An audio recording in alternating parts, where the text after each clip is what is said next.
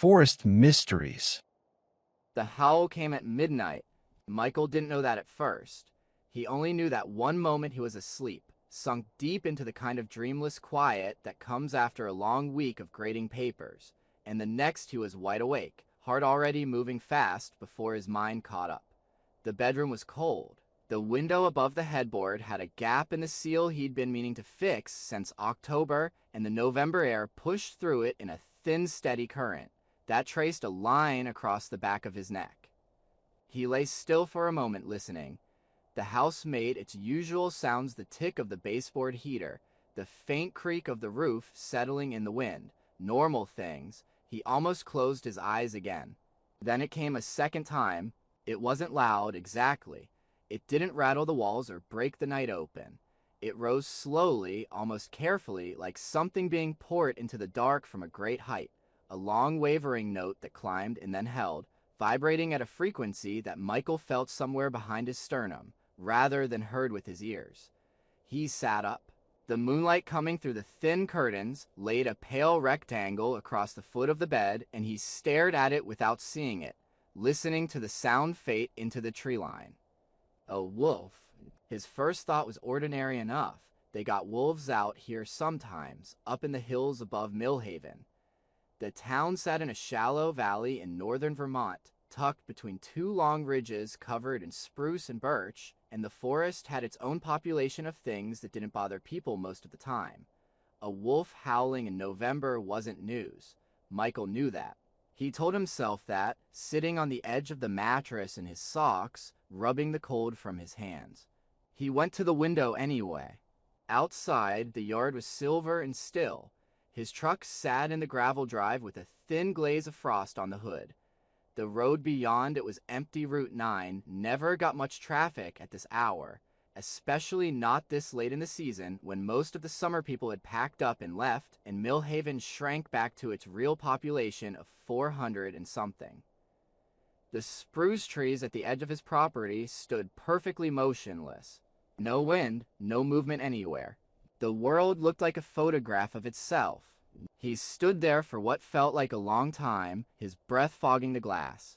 The howl didn't come again that night, but he didn't go back to sleep either. He sat in the kitchen instead, with the overhead light off and the small lamp on the counter casting a yellow circle across the table, and he drank a glass of water and then another, and he thought about the sound in a way that bothered him.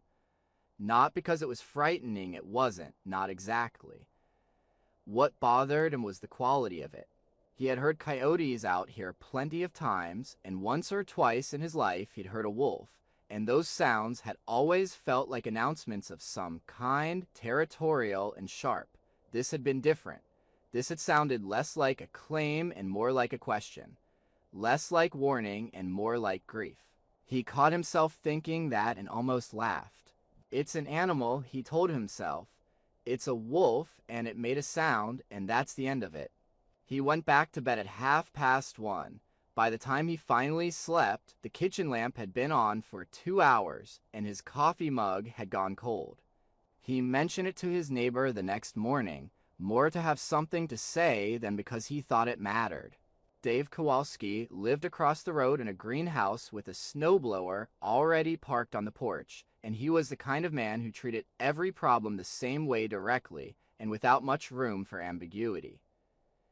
He was splitting wood in his driveway when Michael walked over, his axe coming down in clean, efficient strokes, his breath making small clouds in the cold morning air. "Yeah, I heard it," Dave said without stopping. "Woke Carol up too. She wasn't happy about it." "You know what it was." Dave set another log and split it with one swing. "Wolf," he said. "Rabid one, probably. You don't get a healthy wolf coming in that close to the houses." He stacked the two halves without looking up. "I'll talk to Ed Hargrove. We'll get Jim Dawson out here. He'll take care of it." Michael nodded slowly. "You think it's necessary?" Dave finally looked up. His expression wasn't unkind, but it was final. "Mike, it's a wild animal making noise at midnight 50 yards from where people sleep." "Yeah, I think it's necessary." Michael walked home with his hands in his jacket pockets, turning it over. The morning was bright and very cold, the sky above the ridgeline a hard pale blue. A raven was sitting on his mailbox. It watched him come up the drive without moving, then lifted off without sound and disappeared over the roof. He stood in his kitchen looking out the window at the tree line. That sound had not been the sound of a sick animal. He didn't know why he was so certain of that. He couldn't have explained it to Dave or to anyone. But something about the way it had moved through the night, that long, careful searching note, had felt purposeful in a way that unsettled him more than any snarl or growl could have. He poured his coffee and stood there watching the trees. That night at midnight, the howl came again, and the night after that, always at midnight, always from the same direction, the North Ridge, just above where the old logging road curved back into the deep forest, precise as a clock. Patient as something that had already decided to wait as long as it needed to. By the third morning, Michael had stopped telling himself it was ordinary.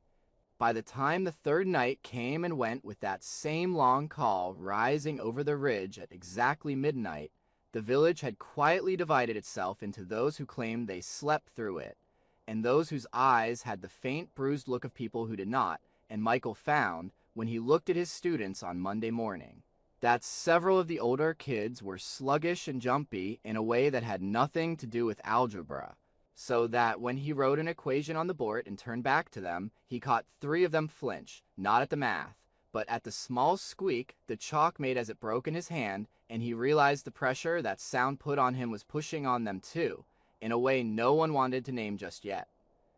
After school, he stayed longer than usual, straightening desks that did not need straightening and stacking worksheets into careful piles, as if neat paper might steady his thoughts. But when he finally stepped outside, the sky was already starting to dim, that early November twilight rolling down from the ridges like a physical thing, and he saw a cluster of trucks already parked along Main Street near the white clapboard building that served as both town office and meeting hall, their exhaust hanging low in the cold air, which meant he was not the only one who had been thinking about the howl, and about what it meant for a place as small as Millhaven, when something unknown started to press from the woods.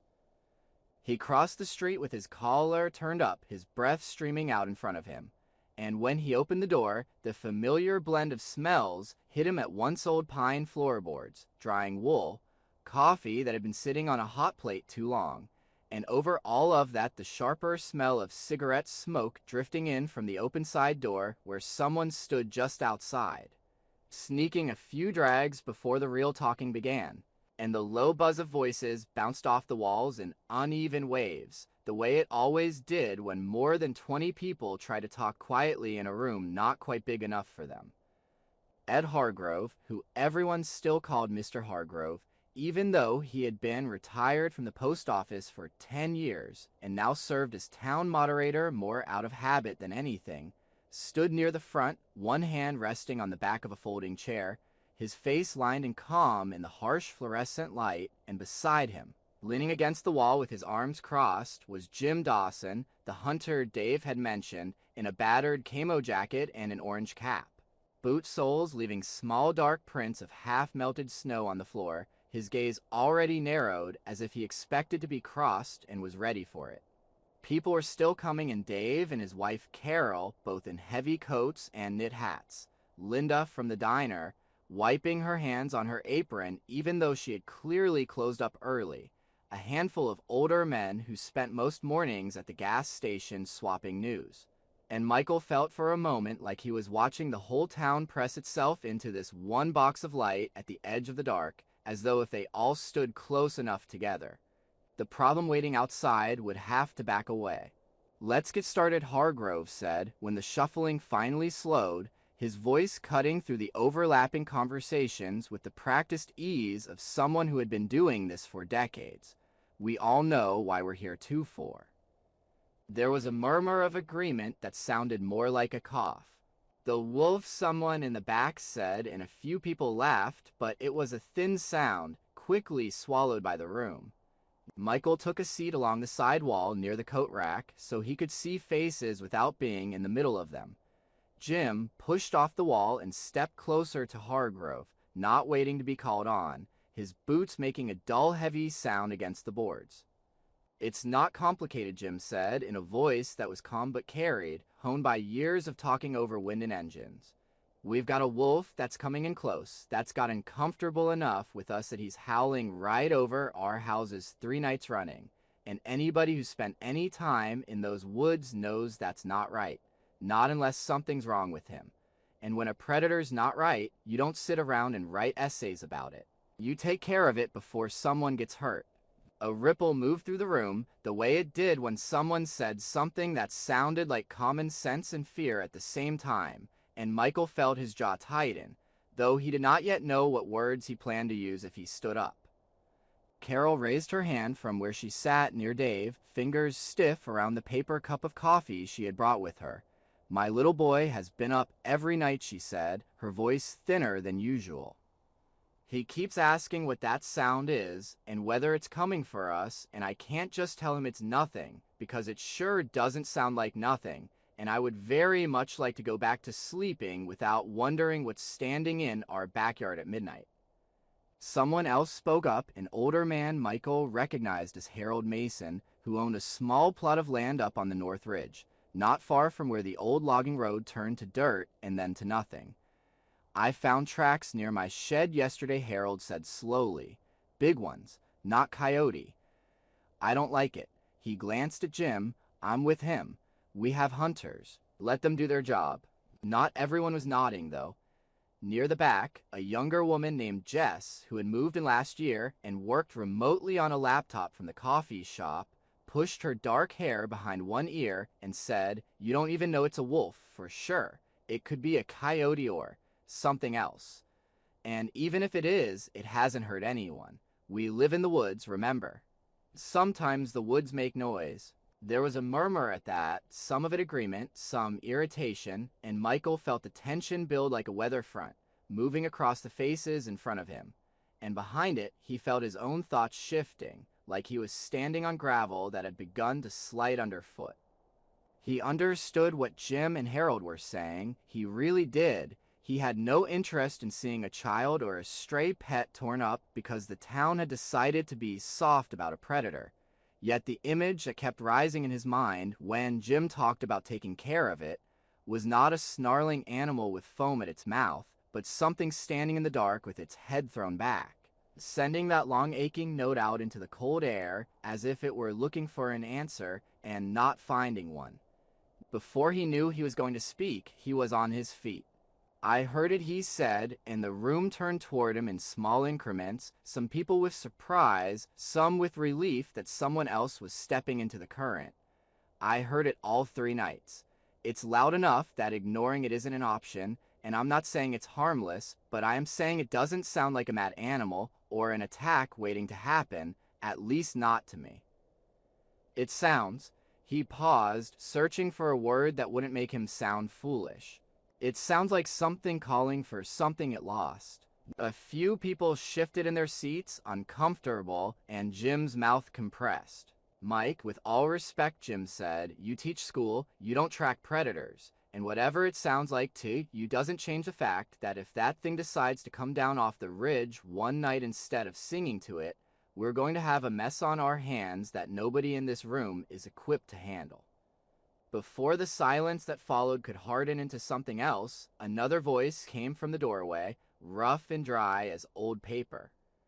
"Not quite nobody," it said. Heads turned.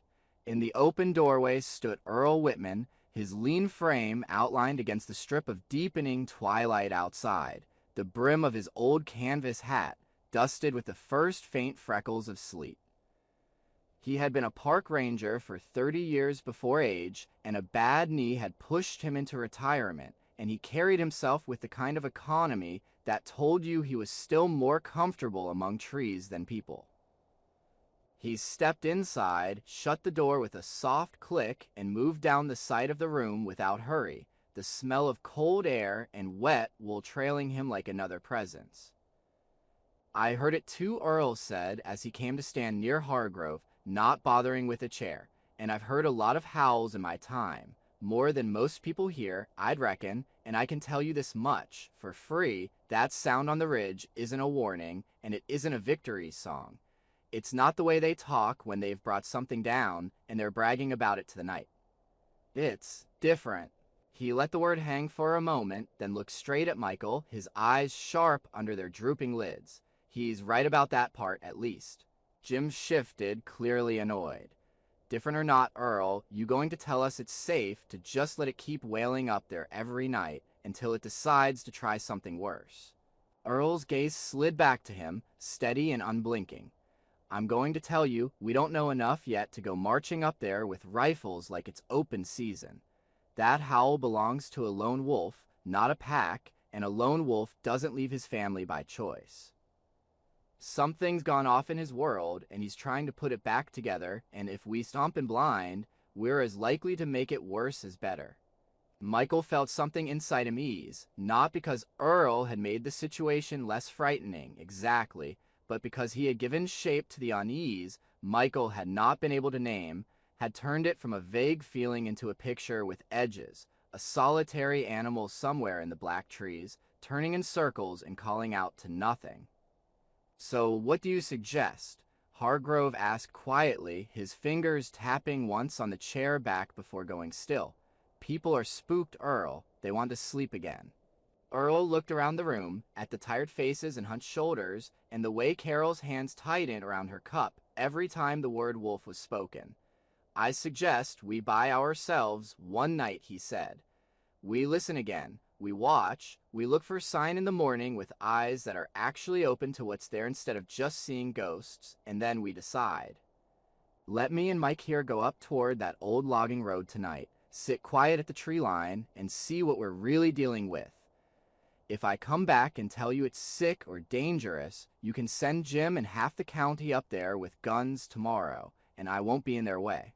But if it's what I think it is, then we're not dealing with a monster, we're dealing with something broken, and that deserves at least one night's grace. The room breathed as one, letting that proposal settle into it. Michael felt all the practical parts of his brain line up to say no. He had no business tramping around the woods at midnight in the cold with a man twice his age, watching for a predator that might or might not care that they meant it no harm. And yet the alternative to sit in his warm house and listen to that cry go up again with the knowledge that the rest of the town was already sharpening its fear into bullets felt worse. Felt like a kind of surrender he would carry around in sight his chest long after the wolf was dead. Hargrove rubbed a hand over his jaw. One more night, he said, looking from Earl to Jim and then out over the room. We give Earl and Michael a chance to see what's what. Tomorrow afternoon, we meet again and we talk about what they saw. Until then, nobody goes wolf hunting without this town say-so. Fair. Jim did not like it. That was clear in the way his shoulders bunched under his jacket and his jaw flexed, but after a moment he nodded, a quick, sharp jerk of his chin. One night, he said. After that, if it's still singing, I'm done listening. Outside, the daylight had nearly drained away, leaving the windows dark and reflective, so that when Michael glanced at them he saw not the trees, but the room itself thrown back at him, the tired faces, the old floorboards, Earl's narrow silhouette, and above it all, his own expression, drawn and uncertain, as if he were already standing somewhere else, halfway between the town and the forest, and knew there was no way to stay perfectly safe on either side. By late afternoon, the sky had already begun to take on that washed-out metallic color that meant the temperature was going to drop hard once the sun slid behind the ridge, and as Michael drove home along Route 9, the bare branches of the maples that lined the road looked like a line of black veins against the pale light, the last scraps of snow in the ditches, turned to dirty crust by tire spray and cold wind, and with every mile he felt the promise he had made in the town hall settle a little more heavily on his chest, as if it had weight and shape and was slowly arranging itself inside him for the night ahead. At home, he moved through the house with a deliberate slowness that did not match the unease in his stomach, opening the hall closet to pull out the thickest coat he owned, the dark green one with a worn corduroy collar that still smelled faintly of wood smoke from the last time he had worn it to a bonfire, then finding his wool hat and the heavy gloves that made his fingers clumsy, but kept them from going numb, and when he took his old flashlight down from the hook beside the back door and tested it, The beam cut a clear, pale path across the kitchen wall, showing every nick in the paint and every shadowed corner in a way that made him think about how different that narrow shaft of light would feel once it was slicing through the trees and the dark instead of across familiar drywall. He hesitated for a long moment at the gun cabinet in the spare room, hand on the key that hung from a nail just above it, because he had grown up in Vermont and knew that going into the woods at night in November without a firearm when you were heading toward an apex predator was the kind of choice that sounded noble in stories and stupid in real life. Yet there was something in him that recoiled at the idea of walking toward that sound with a rifle in his hands, as if the metal and weight of it would turn whatever fragile, strange thing might happen into something else entirely, something with only one possible ending. So in the end, he unlocked the cabinet, took out the old .3030 his father had left him, checked the action and the safety out of long ingrained habit, and then leaned it beside the door. With an uneasy compromise in his head, it would come with them, but it would stay slung and unused unless the night went very wrong. By the time he stepped outside, a thin crust of frost had already formed on the railings of the back porch, the wood slick under his gloved hand, and when he exhaled, the air came out in a dense white plume that hung in front of him for a second before drifting away toward the dark line of spruce at the edge of his property where a small wind had finally risen and was moving through the needles with a sound like distant water. The cold hit his face in a way that felt personal, the kind of cold that slit under clothing and down the spine, rather than just stinging the skin, and he found himself wondering how long they might be standing out there. How long a man could wait in that kind of chill before his thoughts began to dull and his resolve went with them. Earl arrived in an old blue pickup that rattled just enough to be heard before Michael saw the headlights come up the road, the beams swinging across the front of the house and catching for a moment on the dark rectangles of his windows, so that for an instant it looked like someone was inside, moving with a flashlight of their own.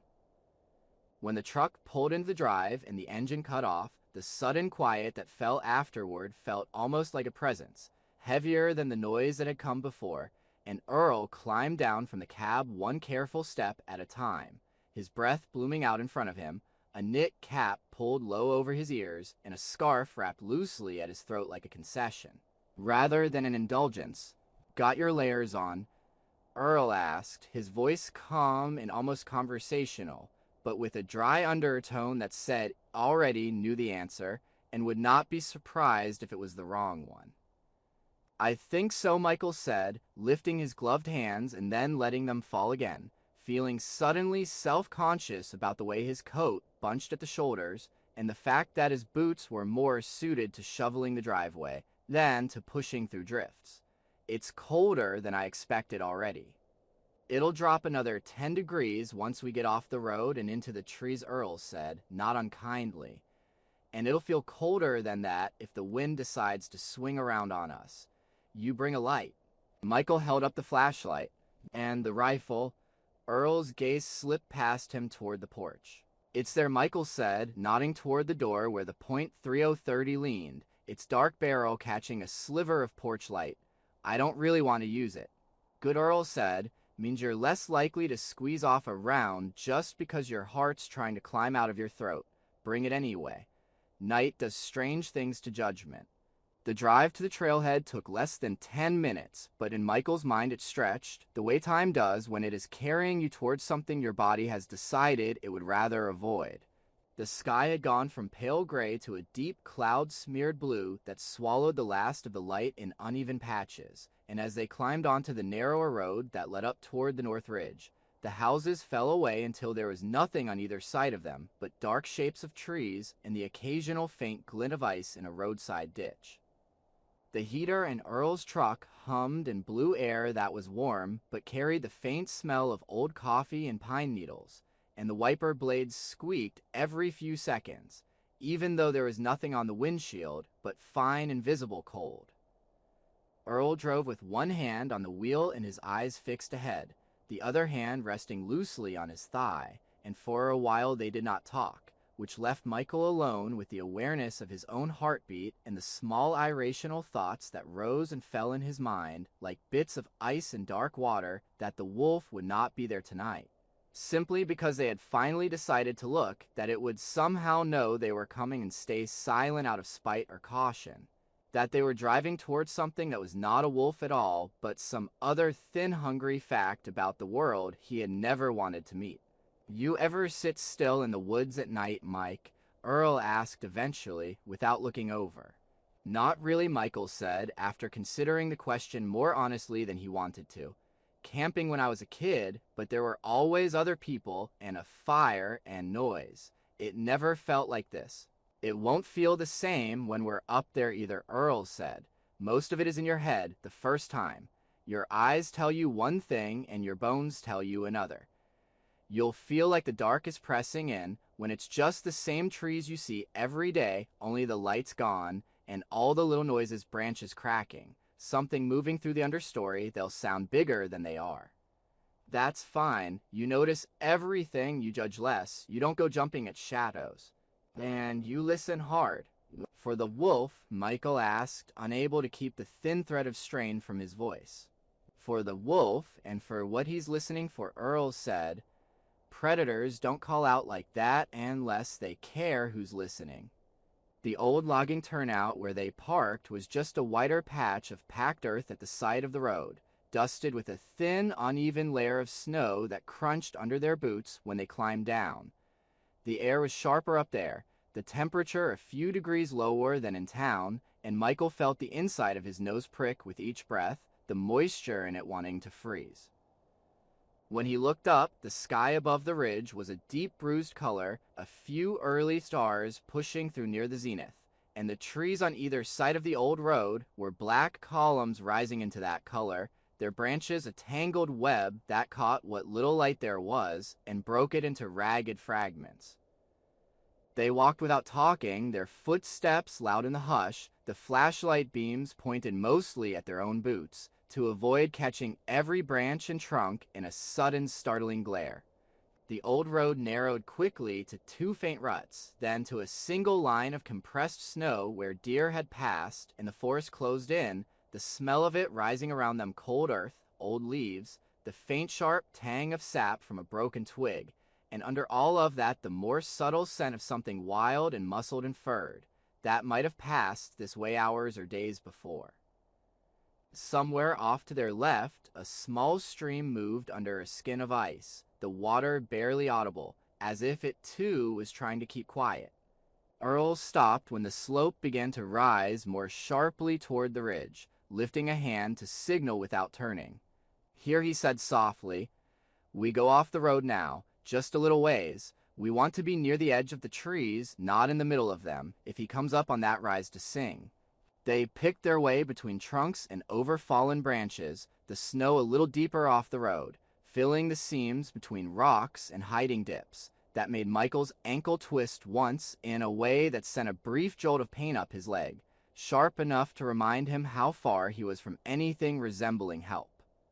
When Earl finally stopped, they were standing at the base of a slight rise, the land falling away in front of them, toward the dark outline of the valley where the town lay, its lights faint and distant, like a spill of ground-level stars. "Sit," Earl said, lowering himself onto a fallen log with the slow care of a man who had to negotiate every joint while still somehow managing to look more comfortable than Michael felt standing upright. "We don't move much now. We don't talk much. We wait." Michael sat, the cold of the log seeping through his jeans almost at once, the rifle propped carefully between his knees, muzzle pointed away from both of them, safety on, his gloved fingers resting lightly on the stock. He kept his flashlight off, letting his eyes adjust, and after a few minutes the darkness changed from a solid wall to something more like a tapestry, full of faint variations and depths, a slightly paler strip where the snow on the old road caught the dim starlight, a darker patch where a stand of spruce crowded together, blocking what little sky there was, the small ghostly flicker of his own breath drifting upward. Time shifted into a different gear out there, measured not in minutes or in the ticking of a clock, but in heartbeats and the slow creep of cold into his toes and fingertips. And as he sat, he became aware, in a way he never was indoors, of the steady drum of his own pulse in his ears, and the way his muscles tensed and relaxed without his consent. Each time a twig snapped somewhere in the dark. The forest around them was never truly still. There were small sounds everywhere, the soft scuttle of some tiny thing under the snow, the creak of a tree adjusting to its own weight, the sigh of a breeze moving higher up in the branches. But after a while, those sounds formed a kind of background, and what his body really listened for was anything that did not fit that pattern. Anything long or low or strangely intentional. It was in that stretched out brittle silence that his thoughts began to fold inward, as if the dark outside made room for a darker, quieter space inside him. He thought about the faces in the town hall, about Carol's thin, strained voice, about Jim's hard certainty, and about the way his own words had sounded as they left his mouth, less confident than he would have liked, but truer than he had expected. And he found himself caught between two selves, the part of him that still wanted someone older and harder and more knowledgeable, like Jim, to handle this problem, so he could go back to his papers and his predictable life, and the part that was sitting here in the freezing woods beside Earl, refusing to hand the whole situation over to the clean finality of a gunshot, because some stubborn, half-formed instinct told him that doing so would close a door inside him he might never be able to open again. He did not know how long they had been sitting there when it happened, because the minutes had become slippery, but he knew it was late enough that his legs had gone from aching to almost numb, and his jaw was tight from holding his teeth together to keep them from chattering, and he had just begun to think with a kind of dull disappointment that perhaps the wolf had indeed gone silent for good when Earl's hand, which had been resting on his own knee, tightened suddenly, the fingers digging in hard through the fabric, and in the same instant the forest seemed to inhale. Then the howl rose up from the ridge in front of them, closer than it had ever sounded from Michael's house, so close that he could hear not just the main line of it, but the way the sound wavered at the edges, little roughnesses and breaks where breath and voice tangled, and it was like being inside the body that made it, the notes starting low and deep in the chest, and then climbing with terrible patience toward a peak that hurt something in his head, before sliding down again in a slow, exhausted fall. Hearing it from this distance was nothing like hearing it through walls and across yards. Out here, with nothing between them and the source but cold air and open space, the sound went through him, a physical thing that made the hair on his arms and the back of his neck rise even under his layers. And in that sound he heard again, more clearly than ever, the absence that drove it a space in the world where something should have been and was not.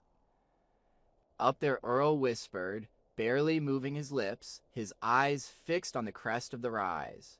Michael followed his gaze, and as his vision adjusted, he saw it, a darker shape against the lighter band of sky, where the ridgeline drew its uneven line, the silhouette of a wolf standing with its head lifted, chest expanding and contracting as another note began to build.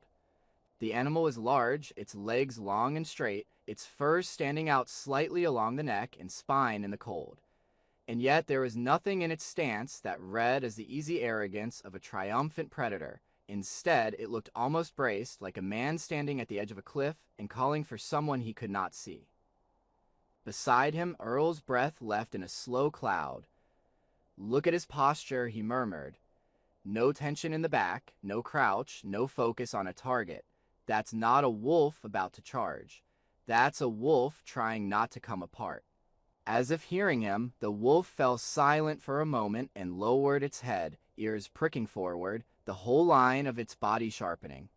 Michael felt his own lungs seize, because even from this distance he could tell that the animal had become aware of something new in its world, some faint change in scent or sound, and he understood with a clarity that startled him that it was them, that their presence sat on the air like a coin on a sheet of glass. And for a fraction of a second he expected it to bolt, to fade back into the trees and never come to this rise again, leaving them with nothing but the memory of those two long notes that had already begun to fray around the edges in his mind. Instead, the wolf simply stood, still and perfectly balanced, and looked in their direction without moving closer. Its gaze a dark weight he could feel even across the distance, and in that held moment, something passed between the twin shadows at the base of the slope, and the single shadow on the ridge, not understanding, not anything as clean as that, but a recognition that each was now part of the other's problem. The morning after the night on the ridge, Michael woke with his whole body feeling as if someone had wrung it out and left it to dry in a cold room, every muscle holding a dull ache that shifted when he moved. And for a few long seconds, he lay still in the gray half-light of his bedroom, listening to the faint tick of the baseboard heater, and the distant hum of a plow truck somewhere down on Main Street, his mind not yet remembering why his bones felt like they belonged to an old man, until the image of the wolf standing on the rise came back with such clarity that he could almost hear the echo of the last note hanging in the dark above the trees. He pushed himself upright, his legs protesting, and when his feet hit the floor, the boards felt colder than usual, as if the night he had spent sitting on the fallen log had followed him home and settled into the house. And while he dressed, he realized that he felt different in another way too, as if some thin membrane between him and the forest had been pricked, allowing a slow seep of something wild and raw into a life that had once been neatly contained by walls and schedules and the familiar rhythm of school days. The wolf had looked at them before it turned away, had held them in that steady assessing gaze, and although nothing dramatic had happened, no charge, no growl, not even a step in their direction, Michael could not shake the sense that something had shifted in those few heartbeats, that the line between watcher and watched had blurred just enough to matter. He made coffee, his hands moving on habit while his thoughts wandered, and the warmth of the mug against his fingers did little to chase the chill lodged in his chest. Outside the kitchen window, the sky was a clear washed-out blue, the kind that came with hard cold, and a thin honest layer of new snow lay across the yard, hiding yesterday's footprints, but not yet deep enough to blur the edges of everything, so that each fence-abist and rock and tire track stood out with almost painful clarity. It had continued to snow lightly after he and Earl came down from the ridge, the flakes catching in the beams of the headlights, and now that thin fall had erased the direct evidence of where they had sat and watched, though the feeling of the log beneath him and the rifle between his knees was still sharp in his mind. Earl's truck rolled into the drive just as Michael was pulling on his boots, the familiar clank and rattle of the engine, a rough counterpoint to the morning quiet. And when Michael opened the door, the cold air came in like a slap, clean and hard and full of the faint metallic smell that always seemed to ride on the first truly cold days of late fall. Earl climbed out in the same coat and cap he had worn the night before, but his movements were tighter, his shoulders bunched against the cold, and there was a certain clipped efficiency in the way he shut the truck door and strode toward the porch that told Michael the older man had not exactly floated through the night either. "You sleep at all?" Earl asked when Michael stepped outside, the words forming small puffs in front of his mouth that dissolved as he spoke. "Some," Michael said, which was close enough to the truth. "You?" "Couple hours," Earl said with a small roll of one shoulder. "Body's not as forgiving as it used to be, but it remembers worse. You ready?" Michael glanced toward the tree line where the spruce and firs stood in a dense line, their branches holding small crowns of fresh snow, and felt a familiar mix of reluctance and resolve. "As I'll ever be," he said, pulling his hat down over his ears and tugging his gloves tight. "We're going straight back to that spot." "We're going to start where he was," Earl said, "and then we're going to let him tell us where to go. Snow like this, we'd be fools not to use it. Fresh enough to read, not so deep we're wallowing. It's a good day for truth." The old logging turnout looked different in daylight, though not less lonely. The snow in the ruts and along the edges of the road had been pushed aside in ridges by one plow pass, leaving narrow bands of compacted white and churned brown, and the trees that had loomed as solid walls in the dark now stood revealed as individuals, each trunk and branch distinct against the pale backdrop, the shadows between them soft but not yet deep. The air felt even colder up there than it had in town, a dryness in it that stung the inside of Michael's nose and made his eyes water a little, and when he inhaled deeply, he caught a mix of scents: cold earth locked under the snow, distant wood smoke from some far-off camp or cabin, and under that a faint animal tang that made his skin prickle. They walked up the old road without speaking, boots squeaking on the thin crust of snow, their breath loud in the clear air. Michael carried the rifle again, slung across his back, but its weight felt different in daylight, less like a threat and more like an uneasy insurance policy, and he found that it kept touching the strap near his shoulder, as if to reassure himself that it was still there, even though he did not want to think about using it. The light spread evenly through the trees, the sun still low but bright, casting long pale shadows that ran parallel to their path-like fingers.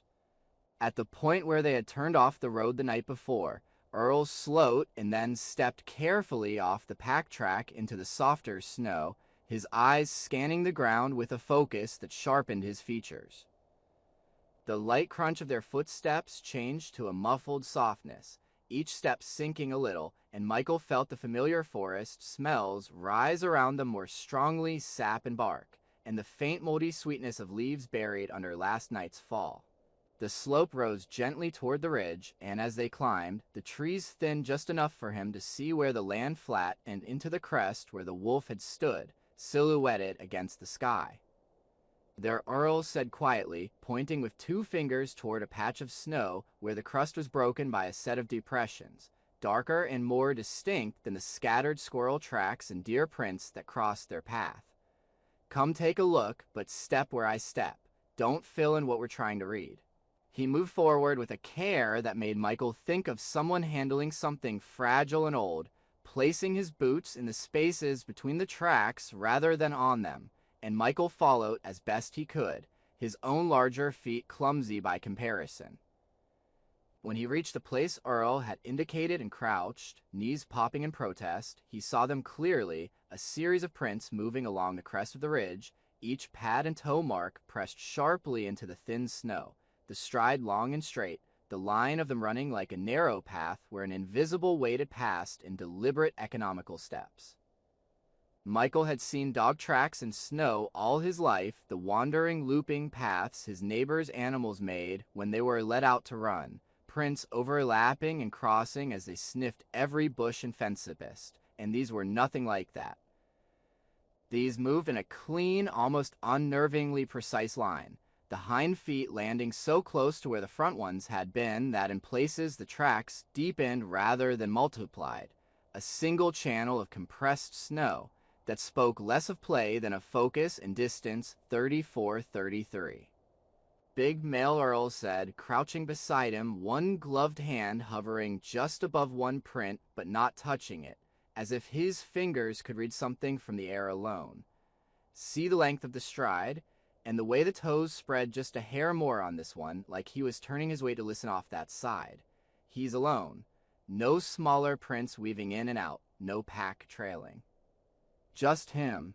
The realization that they were looking at the physical record of the animal's pacing hit Michael with unexpected force, as if he had stumbled onto a page of someone's private journal. The prints were not just marks in snow. They were a path of worry, a visible trail laid down by a body that had been carrying around the same restless agitation that had kept Michael awake at night, only in a different language.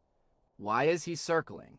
Michael asked, noting how the tracks did not form a simple straight line along the ridge, but looped and curved in wide arcs, crossing and recrossing an area that was perhaps no bigger than a small house lot. Earl's mouth tightened. "Because he's looking for something that should be here and isn't," he said. "He comes back to the same spot because that's where the world stopped making sense for him, and he keeps checking, like maybe it'll be different this time." He straightened slowly, his knees complaining in a low crackle, and turned his gaze downhill toward the slope that fell away from the ridge on the other side, the side they had not approached in the dark. "Tracks go down," Earl said. "Let's see where he's been going when he leaves here." If going up had been a steady, mild climb, going down was a careful descent into uneven ground, the kind of slope that looked harmless until you put your weight on it, and found that the thin crust of snow hid rocks and old branches and pockets of softer earth. The wolf's prince led the way, moving diagonally across the hillside with a kind of unhurried inevitability, each step placed where the footing was best, avoiding the slickest patches of exposed ice and the hollow dips where water sometimes pooled in warmer months. Michael followed with much less grace, slipping more than once, catching himself on saplings and low branches that shook snow down onto his shoulders and hat, sending sudden cold down his collar. As they descended, the trees changed subtly around them. The taller spruce gave way in places to smaller, younger growth, narrow trunks crowded together, and here and there a birch stood pale and smooth among the darker bark, its white trunk almost luminous in the filtered light. The air grew stiller, the wind from the ridge blocked by the hill, and the sounds of the wider world, the distant hum of the plow on the highway, the occasional far-off bark of a dog, faded until all that remained was the soft whisper of their own movement, and the occasional drip of melting frost from a branch in a patch of sunlight.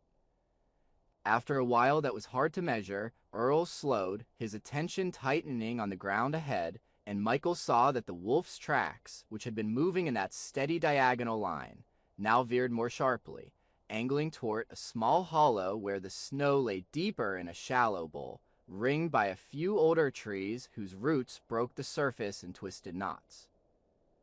"Careful here," Earl said, his voice dropping even lower, as if something about the shape of the land demanded quieter speech. "He's been stopping in this spot more than once."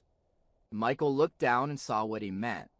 The snow in the hollow was marked not just by a single line of tracks, but by a scuffed, churned area where the prints overlapped and blurred, as if the wolf had paced back and forth, turned in small circles, perhaps even lain down briefly. The impression was of restless presence, of time spent rather than just passed through. On the far side of the hollow, half hidden under a drooping curtain of evergreen branches, was a shallow depression against the base of a large spruce, where the snow was thinner and darker, as if something had occupied it often enough to keep the accumulation from building. A few strands of coarse, grayish fur clung to the rough bark nearby, caught in the ridges, and when Michael leaned closer, careful not to touch, he felt a strange tightness in his chest, as though the air itself had thickened. Old Den Earl said quietly, "Not in heavy use now, but it was not long ago. See the fur, the way the snow's packed down there. Could have been a resting spot for him, or for more than him." "More?" Michael asked, though he already suspected the answer. She-Wolf Earl said, scanning the ground around the hollow with new intensity. "Pups, maybe, if the timing and his behavior line up. We're on the wrong side of the year for them to be tiny, but there are patterns, cycles, and sometimes they go sideways when something goes wrong." He took a few careful steps to one side, then crouched again, his gloved hand hovering over a smaller, more delicate print half filled with blown snow, the edges less crisp but still discernible if you knew what to look for. "This one's not him," Earl murmured. "Smaller, lighter. Not a coyote either, unless a coyote's decided to walk in a straight line like a soldier. I'd say a female, somewhere between full-grown and young, walking with him, at least for a while." The idea of another wolf a mate, perhaps with a stride that had once matched the lonely males through this same patch of woods, made the air feel even more charged, as if the hollow were not just a piece of landscape, but a room that had recently held a family and now stood empty, the echoes of their existence lingering in scuffed snow and caught fur. "What happened to her?" Michael asked, hearing the roughness in his own voice, though he tried to keep it neutral. "That's what we're going to find out," Earl said, and there was no false certainty in his tone, only a steady determination. "Tracks keep going." They did, the larger prints leading away from the hollow in a line that seemed, if anything, a little less straight, as though the animal that made them had begun to move with a different kind of urgency. And as they followed, the land sloped downward more sharply, the trees opening up in brief clearings where the snow lay in smoother sheets. broken only by the faint meandering lines of smaller animals and the occasional dark scar where a fallen limb had punched through. The air grew colder again as they descended, a faint breath of moving air threading through the trees from somewhere ahead, and soon the sound of water reached them, a muted, irregular whisper that grew clearer with each step, until they emerged at the edge of a narrow ravine, where a small creek ran under a thin cracked skin of ice, the water visible in scattered dark strips that reflected the sky in dull fragments. The wolf's tracks led straight to the edge of the frozen creek, then along it, parallel to the water, before stopping in a small open patch where the snow was stained and disturbed, the pattern of the prints broken by a wider, rougher scatter of marks. Michael felt his stomach clench even before his mind fully registered what he was seeing, because something in the color of the snow, in the shape of the disturbance, triggered a set of associations so old and deep they bypassed language. At the center of that open patch lay the body of a wolf. The animal was on its side, its fur matted and stiff, the once thick coat dulled by death and exposure, but still clearly showing the delicate mottling of gray and cream and darker streaks along the back and legs. Snow had drifted against its flank in uneven clumps, and a thin crust of ice had formed along the fur near the ground, as if the warmth that had left the body had briefly melted the snow around it before surrendering. The head was tilted at an unnatural angle, the eyes half-lidded and clouded, and near the ribsage, the fur was clumped and dark with dried blood, a ragged pattern of small round punctures in the hide that Michael recognized with a sick lurch as the signature of buckshot. For a moment, all sounds seemed to drop away, and he was aware only of the rushing in his ears and the fierce, unbelievable stillness of the animal at his feet, the complete absence of the wild, tense energy that had vibrated in the air when he had watched the male on the ridge. This was not a threat, not a symbol, not a mystery calling from the dark. This was a dead body, and it lay in a small, cold clearing by a frozen creek, not 20 minutes' walk from where his neighbors lived and drank coffee, and talked about danger and generalities. Oh, Michael heard himself say, a word that carried no information, but seemed to summarize something huge inside him collapsing. Earl moved more slowly, his face tightening as he took in the scene, his gaze flicking from the wounds in the wolf's side to the pattern of tracks around it, the wolf's own, pacing, circling, approaching and retreating, then moving away again, over and over, the snow around the body, marked by the repeated passage of the same pause. Somebody shot her, Earl said, his voice flat and quiet. Close range from the spread. Not a clean kill, either. She bled out here. He found her after. Michael swallowed, his throat dry, and looked at the tracks that ringed the clearing, their repetition and density forming almost a shape of their own, like a drawn circle. He imagined the male wolf stumbling on this spot, smelling the blood before he saw the body, maybe calling out one last time, only to have the sound fall back on him, unanswered, and then pacing, trying to understand an absence that could not be understood. He keeps coming back, Michael said, the realization sharp and painful. That's why he's up there howling. He doesn't understand why she doesn't answer, so he goes to the highest point he knows and calls for her. Or for what they had Earl said softly, his eyes scanning the ground beyond the body, his expression shifting from sorrow to something more analytical as his mind moved to the next layer of the problem. If there were pups, they'd have been denned up somewhere not too far from where she was ranging. She wouldn't wander miles from them, not at this stage. She would have fed, come back, fed again. If she doesn't come back.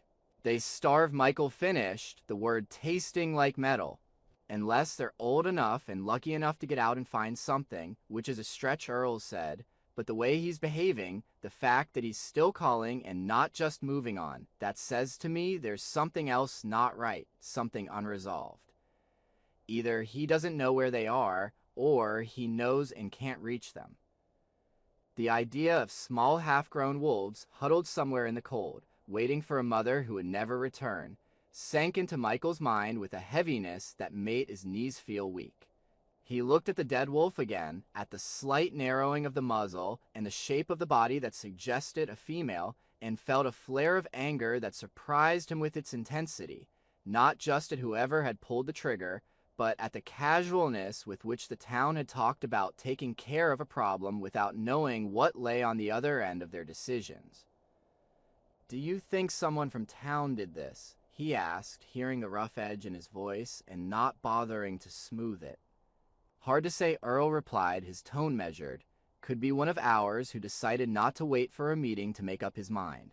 Could be some out-of-town hunter passing through who saw an opportunity and took it, thinking he was doing the world a favor. Could be some kid with more gun than sense.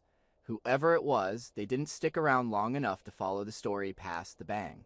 He took a slow breath, the air clouding in front of his face, and then looked at Michael, his eyes clearer and harder than they had been all morning. "What matters now is not who did it," he said. "What matters now is that we have proof of what he's grieving, and a very good reason to think that somewhere between here and that ridge, there's a den that might still hold something alive. If the pups are dead, he'll either move on or go bad. If they're not, he's calling to keep the world from closing over them without a trace." Michael let his gaze move from the dead she-wolf to the line of tracks leading away from the clearing, heading back toward the ridge and beyond, and he felt the shape of his world tilt, the conflict inside him between wanting this threat neatly removed and wanting to honor the strange fierce fidelity in that nightly call, resolving into something like a decision, though he could not yet put it into words.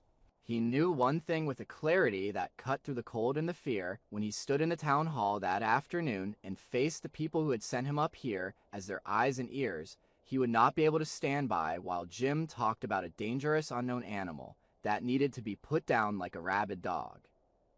There would be a story he needed to tell, and it would start here at this frozen creek with a circle of tracks around a body and the space where smaller tracks should have been but were not.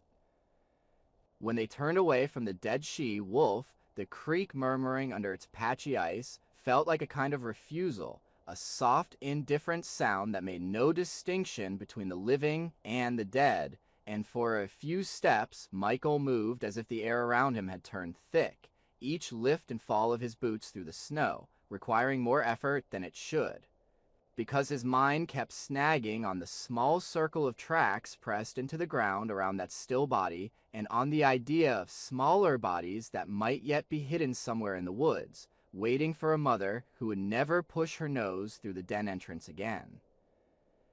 Earl let him walk in that stunned quiet for a while, the older man's own gaze fixed ahead, following the visible path of the larger tracks as they left the creekside clearing and climbed back toward the slope, the pause marks darker where they had crushed thin layers of frost that had settled on the snow, and when he finally spoke his voice had lost the rough edge of anger that had crept into it by the water, replaced by a steadier, more practical tone that held almost a hint of urgency. He'd have had at least one more den, Earl said, without breaking stride, his breath leaving in strong, even plumes. Maybe 2 or 3. They move pups around sometimes, keep them safer that way. Disease, scent buildup, all that. If she was still caring for them when she got killed, they're going to be somewhere she could get back to in a reasonable loop. She wasn't wandering miles and miles. That means we can find at least one site if we're not fools about how we look. Michael listened, the words clicking into place in his mind like pieces of a map he had not known he was carrying. He pictured the she-wolf moving through the trees in some pattern that made sense only when you could see it from above den, creek, ridge, den, and back again, and realized that he and Earl were now walking parts of that same pattern from a different angle, trying to piece together the shape of her life from the scraps left in snow and the behavior of the mate she had left behind. How far would she range from them? He asked, pushing a low branch aside as they climbed a small rise, the needles shaking snow onto his shoulder in a cold cascade. In this kind of country, and at this time of year, not as far as you'd think if the pups were still depending on milk, or at least on her bringing back solid food to the same spot, Earl said. Early summer, she'd be more tied, shorter loops between den and hunting ground, but by now they'd be older, mobile, able to stagger after her a bit or stay put while she went farther. Still, she'd keep it within a rough circle she could cover in a few hours. That creek, that ridge, and whatever else she was using are all linked. We've seen 2 points. We need to find another one.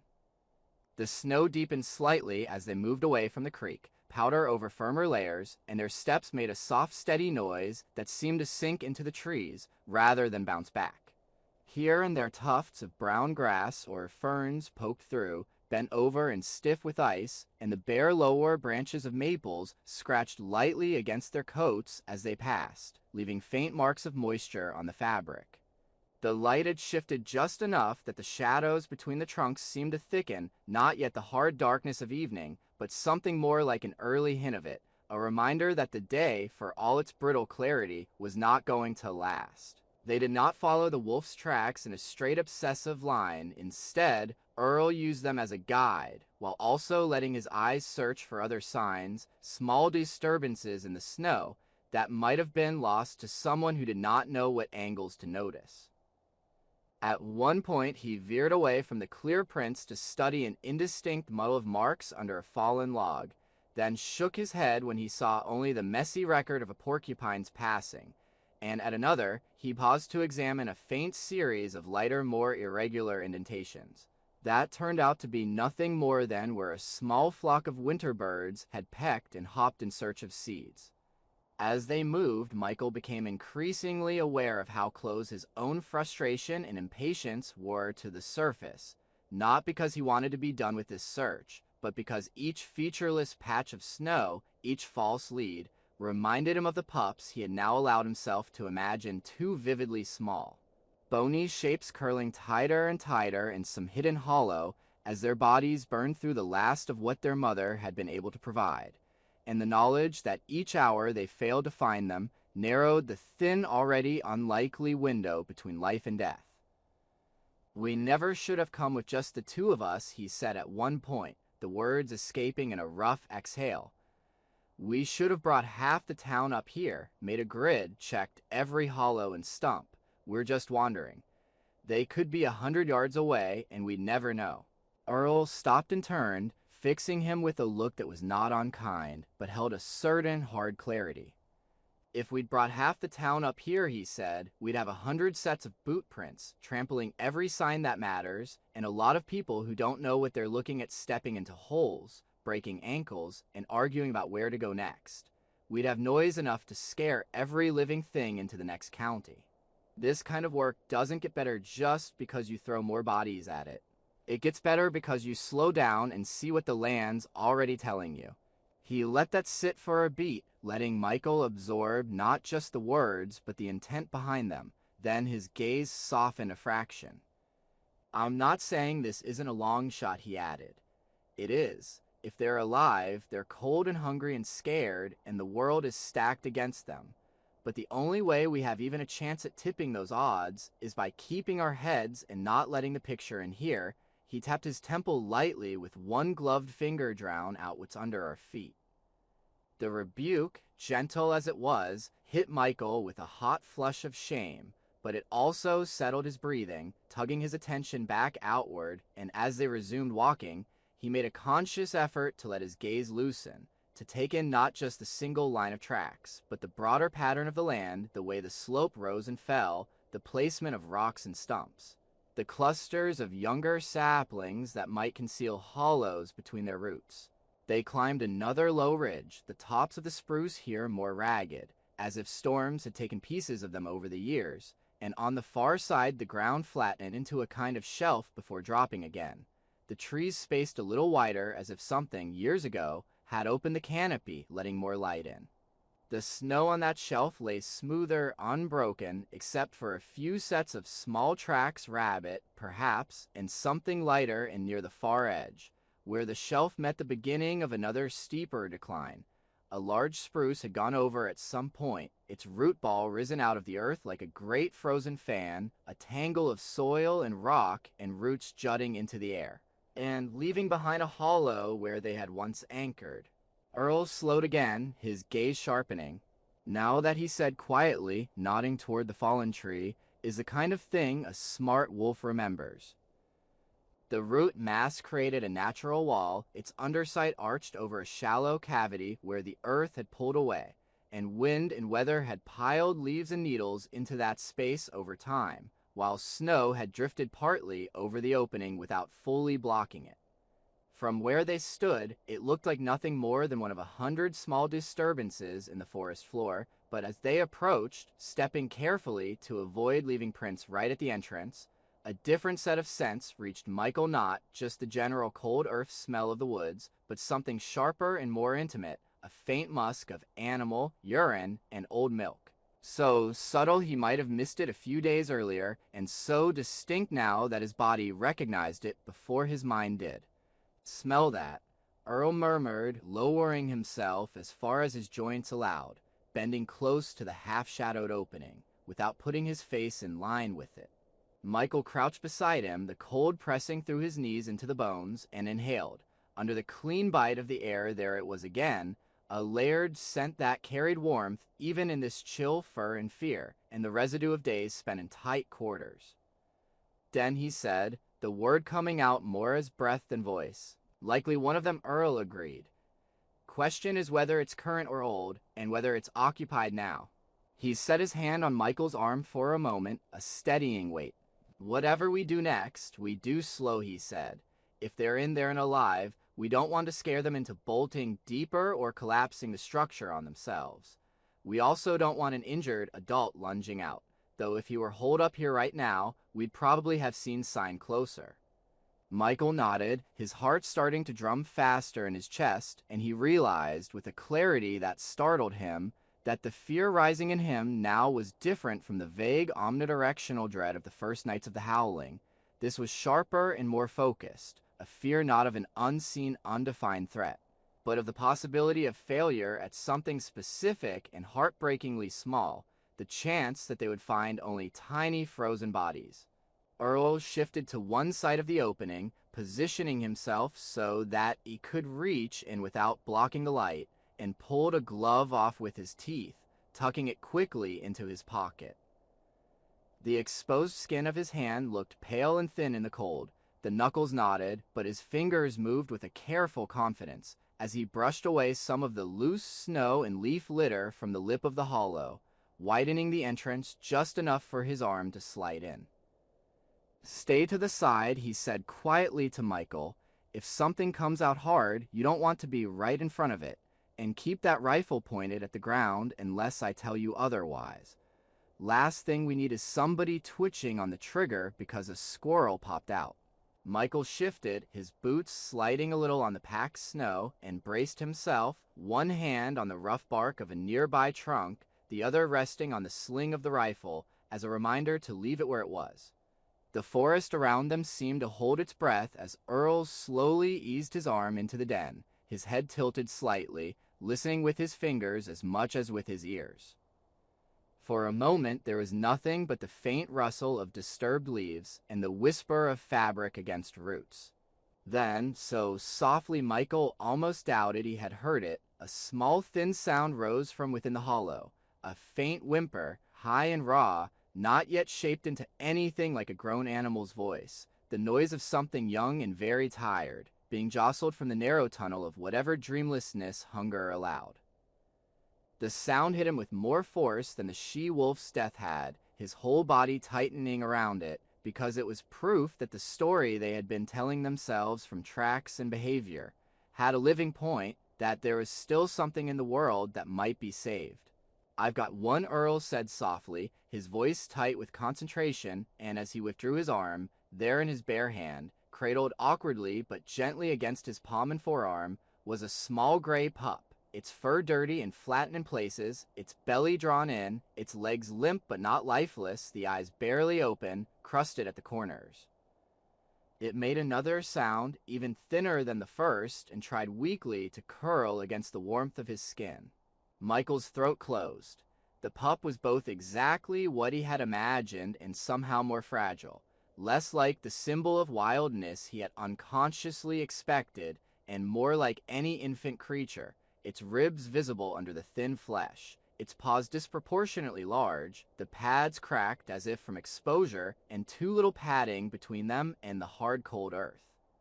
"Easy, little fella," Earl murmured, his voice dropping into a tone that Michael had never heard from him before, something almost like the way a man talks to a baby he's afraid to break. "We've got you."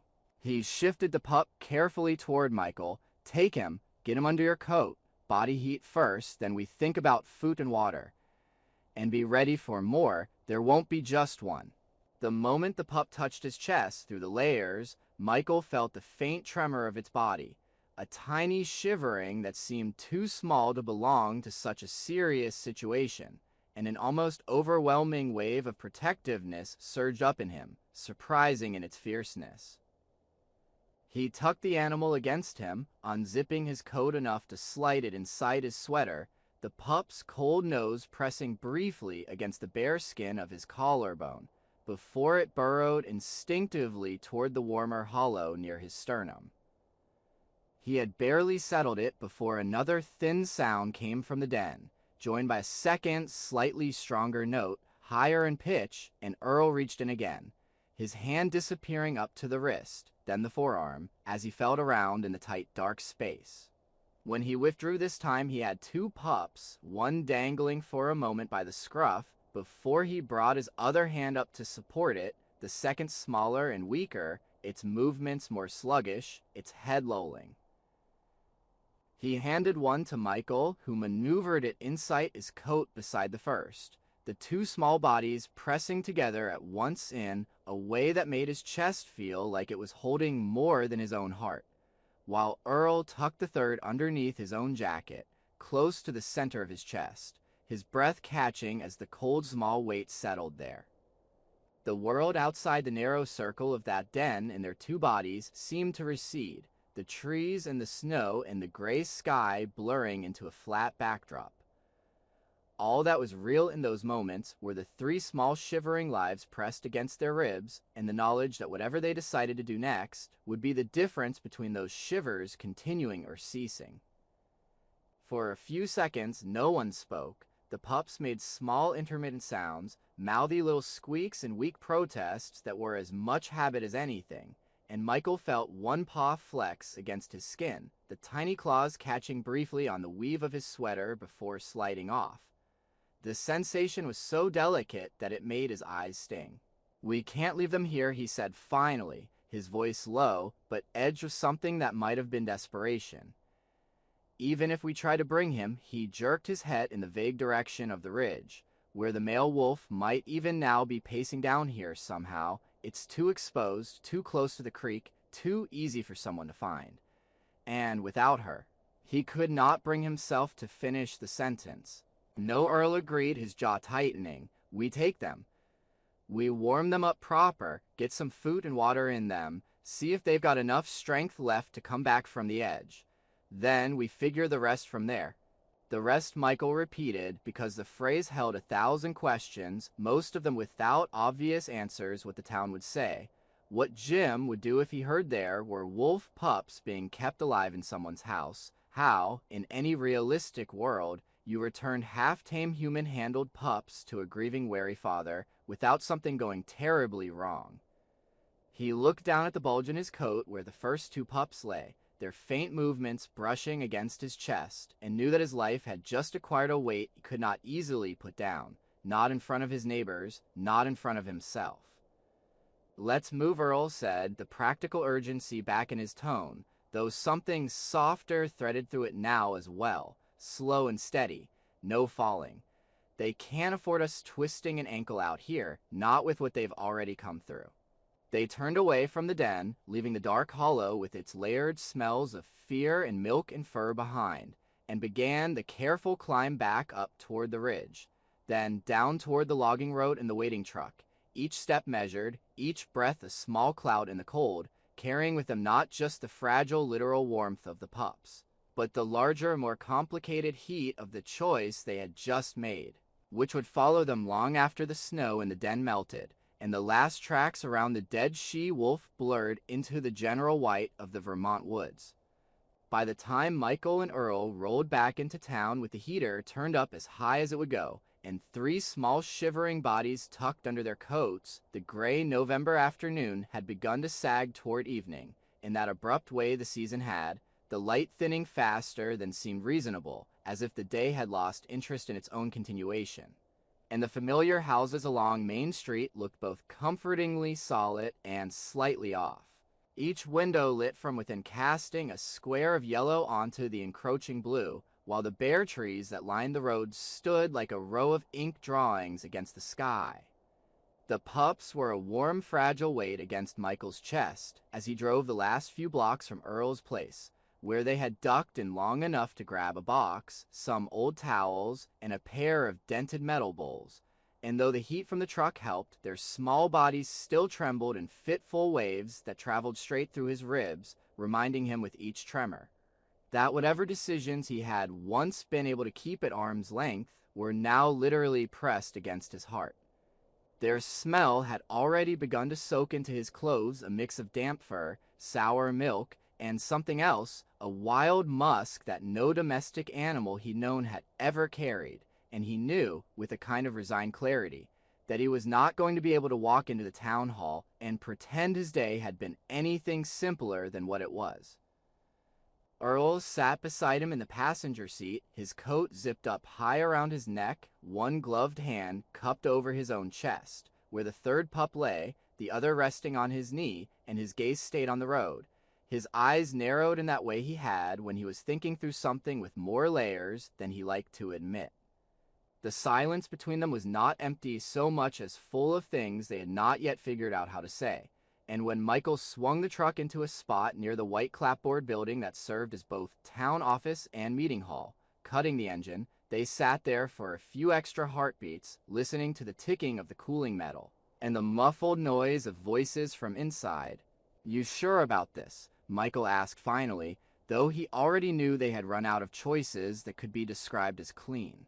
"Sure about what?" Earl replied, turning his head just enough to look at him.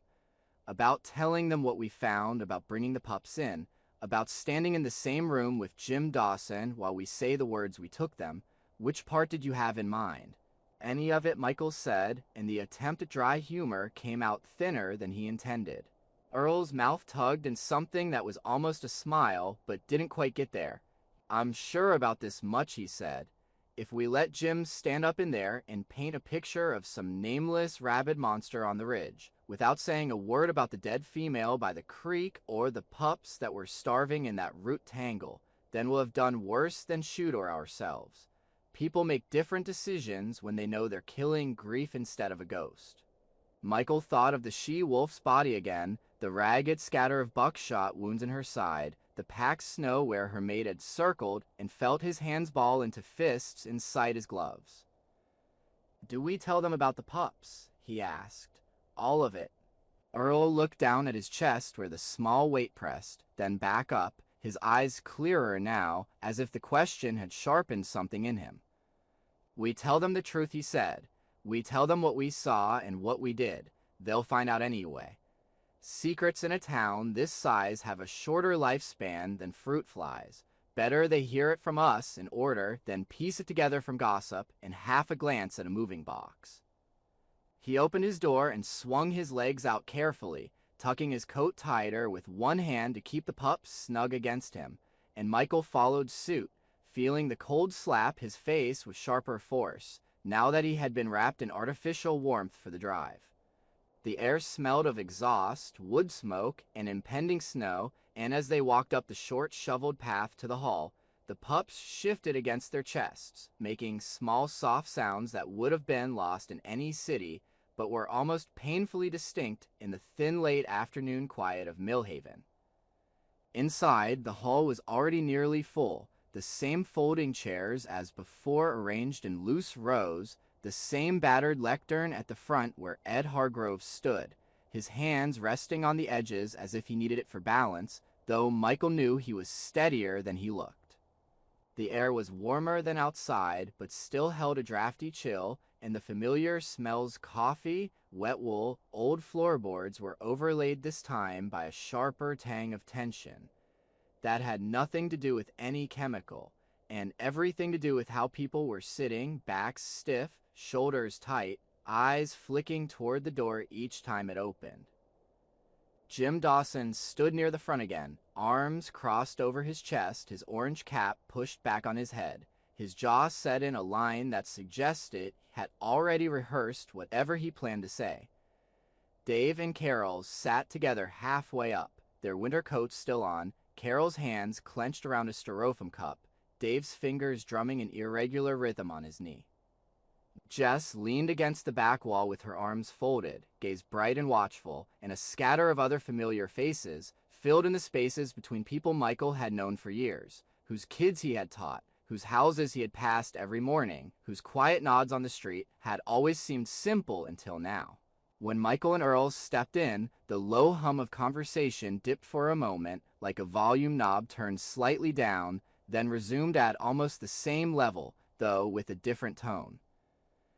A few people glanced at them and then looked away. Others stared openly, eyes lingering perhaps a second too long on their zip coats, as if some animal instinct already sensed that they were carrying something more than their own bodies. "Glad you made it," Hargrove said, lifting his voice just enough to carry as Michael and Earl made their way toward the front. "We were about to get started, but it makes more sense if we hear from the men who are actually up there before we all decide what we think we know." Jim's mouth tightened, but he didn't interrupt, which Michael decided to take as a minor miracle. Earl moved to stand beside the lectern rather than behind it, his shoulders squared but not stiff, his presence somehow both spare and solid at once, and Michael took up a position a little to the side and back, where he could see the crowd without feeling like he was on display more than he already was. The pup against his chest stirred restlessly, and he pressed his palm lightly against it through the fabric, hoping the gesture would calm them both. Earl cleared his throat once. "We went up to the same ridge as last night," he said, his voice carrying easily, not raised but shaped to fill the room. "Same spot where he's been howling. We found his tracks on the crest, and they told us a few things. For one, he's alone. No pack sign. For another, he's been pacing that same stretch over and over, not just running through. That fits with what we heard a lone male calling from a fixed point. When we followed his trail down off the ridge, it led us to an older den and then farther down to a creek. That's where we found her." "Her who?" someone asked, though Michael suspected the man already knew.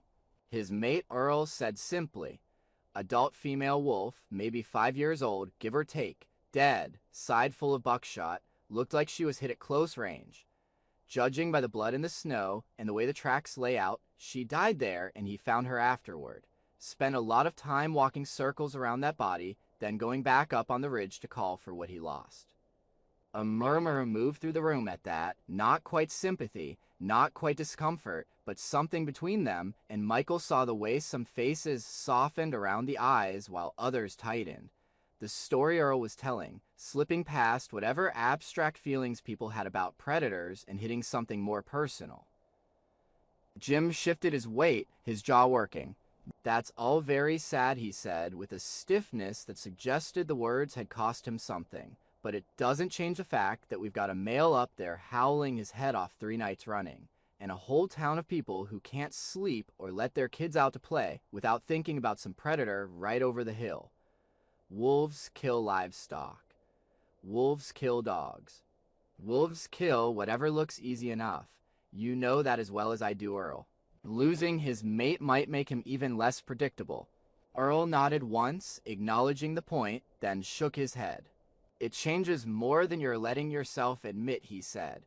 "A lone male grieving a partner and maybe a litter is different from a healthy pack pushing into new territory.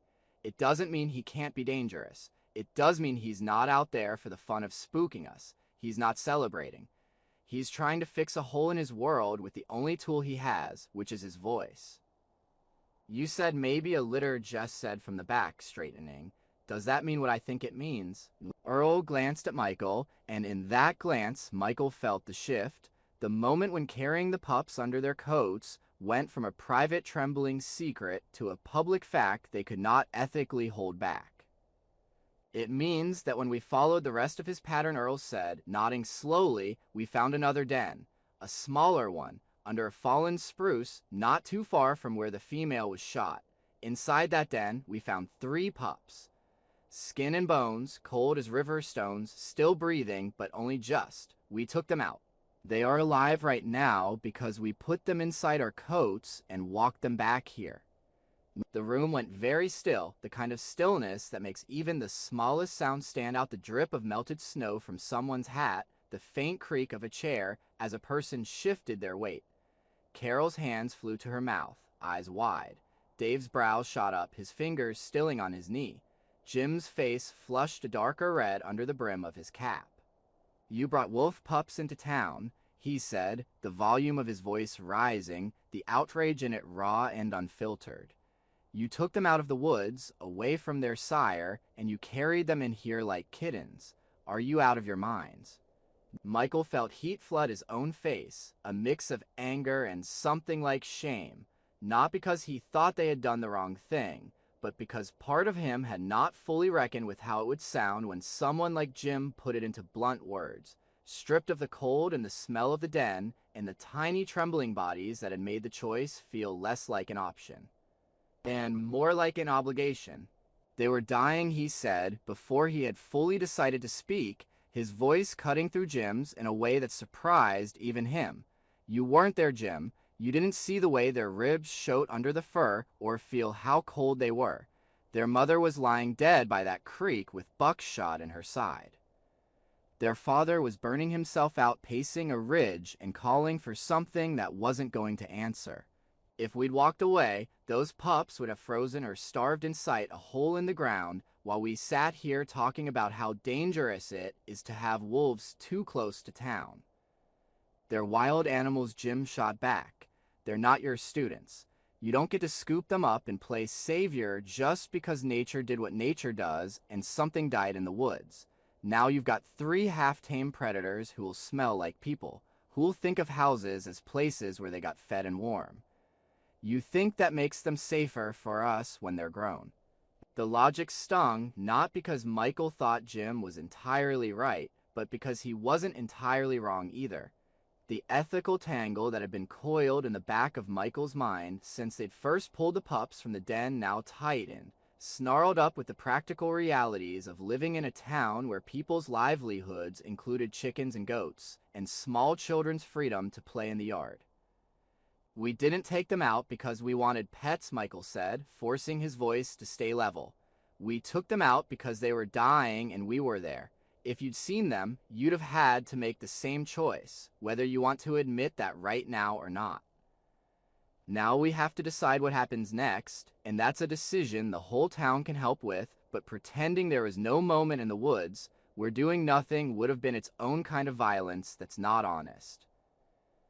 Jess stepped away from the wall, her boots scuffing on the boards. "I want to see them," she said, her jaw set. "Not because I think they're cute, but because if we're going to sit here and talk about killing their father or letting him live, about turning them over to some state office or raising them until we can try to return them, I want faces to go with the conversation." "Absolutely not," Jim snapped. "You open those coats in here and half the room goes soft. We'll have kids wanting to bottle feed them and people talking about how sweet they are, and everybody will forget that they grow up to pull down deer and whatever else looks easy." "They already pull down deer," Earl said with a sharpness that made a few heads turn. "That's what wolves do. If we're lucky enough to have even 1 or 2 in this state again, after we wiped them out 100 years ago, then we don't get to act shocked when they behave like wolves. The question isn't whether they're dangerous in some abstract, distant way. The question is whether we're going to respond to every conflict with a bullet or whether we're capable of a more complicated answer. Complicated answers get people hurt," someone muttered near the back, and Michael recognized the voice of Harold Mason, the landowner whose ridge bordered the wolf's haunt. "I've got grandkids who play out behind my place. I don't like the idea of some grieving predator hanging around because it thinks there are handouts in town now." That image of the lone male wolf, drawn by scent or some inexplicable sense, creeping closer to the edges of Millhaven in search of the pups that now lay under human cloves, stabbed through Michael, bringing with it a surge of guilt so sharp he had to catch his breath. He thought of the male's silhouette on the ridge, of the way it had gone still when it sensed their presence, as if memorizing them, and imagined that same animal padding through the snow to stand on the edge of someone's yard, his nose full of hot milk and human sweat and the faint chemical tang of detergents. "We don't keep them here," Michael said, the words spilling out faster now, as if he was trying to outrun the worst possibilities. "Not long term. We get them through the next 48 hours. Warm, hydrated, fed, enough to know whether they've got a real chance. Then we figure out where we can hold them that doesn't turn them into someone's backyard problem. Maybe there's a rescue outfit, some wildlife rehab place that can keep them away from people as much as possible. Maybe we set something up out by Earl's, away from the center of town. There have to be options between do nothing and shoot everything that scares us." "You don't even know if their father will take them back," Jim said. "You put your scent all over them, your warmth, your food, and then what? You drag a box of half-domesticated wolves into the woods and hope he doesn't tear them apart out of confusion." Michael didn't answer right away because the question hit painfully close to the fear he had been carrying in a darker corner of his mind, the one he hadn't yet been ready to look at straight. He thought of the way the pups had pushed their noses against his skin, searching blindly for warmth and milk, and of the idea of handing them back to that tall, tense silhouette on the ridge, trusting an animal that had every reason to distrust the smell of human on anything it cared about. "We don't know," he said at last quietly. "We don't know how he'll react. We don't know what the right balance is between saving their lives now and not making things worse later. But we do know that if we do nothing, they die. And we know that if we send a hunting party up there tomorrow with the whole town cheering them on, we're not just stopping a howl, we're finishing off what someone already started by that creek." The room shifted again, not toward consensus, but toward a deeper unease. The neatness of the story many had wanted animal comes too close, town defends itself, problem solved had been broken open to reveal a mess of half-finished actions and unintended consequences. Faces that had been hard now looked troubled. Others that had been wary now held the same strained compassion that had moved Michael to climb into Earl's truck the night before. Hargrove, who had been listening with his head slightly bowed, his hands folded over the lectern as if anchoring himself, finally straightened. "We're not making a lifetime plan for wolves in Vermont tonight," he said, his voice weary but firm. "We're deciding what happens in the next 2 days in Millhaven. Here is what I propose. We give Michael and Earl those 2 days to do what they can for the pups, somewhere that's not right in the middle of town. In that time, they make calls, find out if there's any official outfit that can take these animals and keep them wild as long as they live. We do not, in those 2 days, send anyone up to shoot the male. We let him howl or not howl as he chooses, without adding more gunfire to what's already been done. At the end of those 48 hours, we meet again, and we listen to what they found out and what the pup's condition is, and we make a harder decision then, with a little more information and a little less panic." Jim's jaw clenched. Michael could see the muscle jumping near the hinge. "You're asking us to live with that sound for 2 more nights," he said. "You're asking us to let a predator with nothing to lose wander around outside our doors while we wait and see if some rehab place in Burlington picks up the phone." "I'm asking us not to rush toward the loudest, easiest solution just because we're scared," Hargrove replied. "Fear is not a shameful thing. It keeps people alive, but it doesn't always tell the truth about what's on the other side of the wall. 2 days isn't forever. It's a chance. We owe that much to ourselves, if not to the animals." The silence that followed was longer than the others, as if the whole room were collectively counting out the implications. Michael could feel the pup under his coat breathing, each small rise and fall its own quiet argument for the plan, and he watched the way his neighbors' faces shifted, micro-expressions passing across them like the play of clouds, a twitch of a lip, a narrowing of eyes, a softening of a brow. Finally, Dave cleared his throat, the sound loud in the stillness. "I don't like it," he said, his voice slow. "I don't like the idea of wolves near my place, and I don't like knowing my boy's going to ask about that noise again tonight, and I still won't have a good answer for him. but I also don't like the idea of us turning into the kind of town that solves every problem with a gun 5 minutes after we first discuss it. 2 days seems like a compromise I can stomach. Carol, beside him, nodded, her eyes bright. If those pups are alive because they went up there, she said, flicking a glance toward Michael and Earl, then I can listen to the howl a couple more nights, without pretending it's just a monster in the trees. Others chimed in, some grudging, some more willing, and though not everyone spoke, Michael could feel the tight edging not toward enthusiasm, but toward a reluctant acceptance. Jim looked as if he were grinding his teeth to dust, yet when Hargrove finally asked, "Can we live with that?" and let the question hang, the hunter gave the smallest of nods, a sharp downward motion of his head that was more truce than agreement. 48 hours, he said. After that, if we're no closer to a real solution than we are now, I'm done sitting on my hands. Michael met his eyes and held them, feeling the weight of the time that had just been given to them not nearly enough, and somehow also more than he had expected, and the knowledge that in those 2 days, he would have to become something he had not planned on being, a man who could stand between his town's fear and an animal's life without lying to either. When Michael stepped into his kitchen that first morning with the pups, the room he had always thought of as plain and functional suddenly felt inadequate, as if the familiar countertops and aging appliances belonged to a different kind of life. One in which nothing ever depended on the exact warmth of a towel or the angle at which a bottle was held. And the 3 small shapes in the cardboard box on the floor made the whole space feel like a makeshift clinic, rather than a place where a middle-aged teacher drank coffee and corrected essays. They had agreed after the meeting broke that his house, despite its closeness to the center of town, made more sense than Earl's for the first critical hours, simply because it was better insulated, the pipes less likely to freeze, the water more reliable, and when Earl had insisted on at least setting the box up in the mudroom, away from the main living spaces. Michael had nodded, even though he knew that whatever line they might try to draw between the pups and the rest of his life would be thin at best.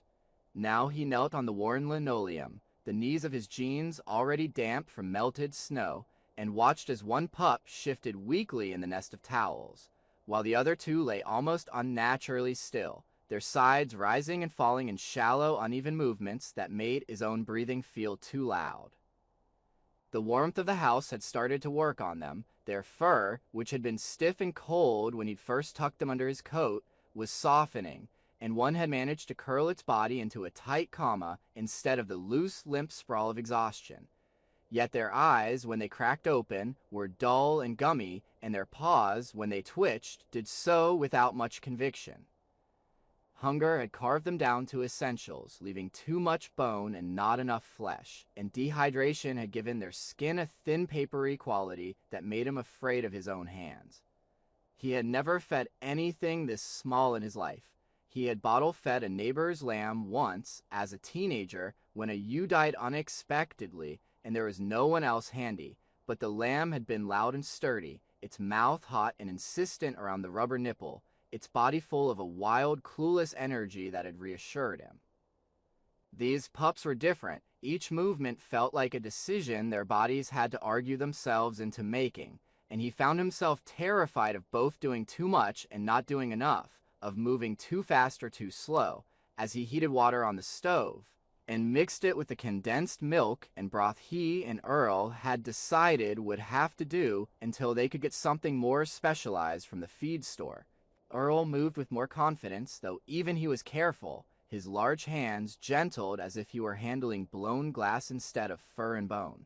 He had boiled water, tested the temperature on his wrist, and set 3 small bottles on the counter, their improvised nipples cut from an old pair of rubber gloves, in a way that made Michael think of war stories he had read, people in field hospitals making do with whatever was at hand, bending ordinary objects into life support systems by sheer need.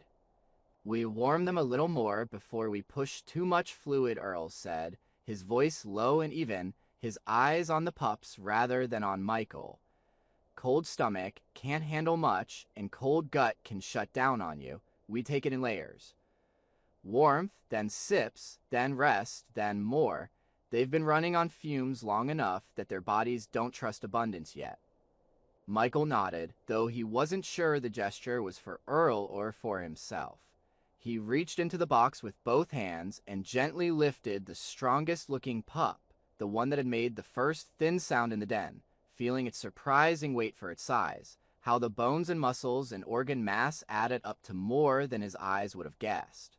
The pup's fur was coarse but not unpleasant to the touch, and as he cradled it against his chest, wrapping another towel around its body, he felt a small tremor run through it, then another, as if the animal had only now registered the difference between the den's damp chill and the human house's dry warmth. "It's all right," he murmured, the words coming almost without thought, though he knew the pup had no context for them. "You're all right. You're here." He sat with his back against the cabinet and the pup against his sternum, while Earl lifted another and did the same, the two men mirroring each other in a way that might have looked absurd from the outside, two rough-coated shapes sitting on a scuffed kitchen floor, each rocking slightly without noticing.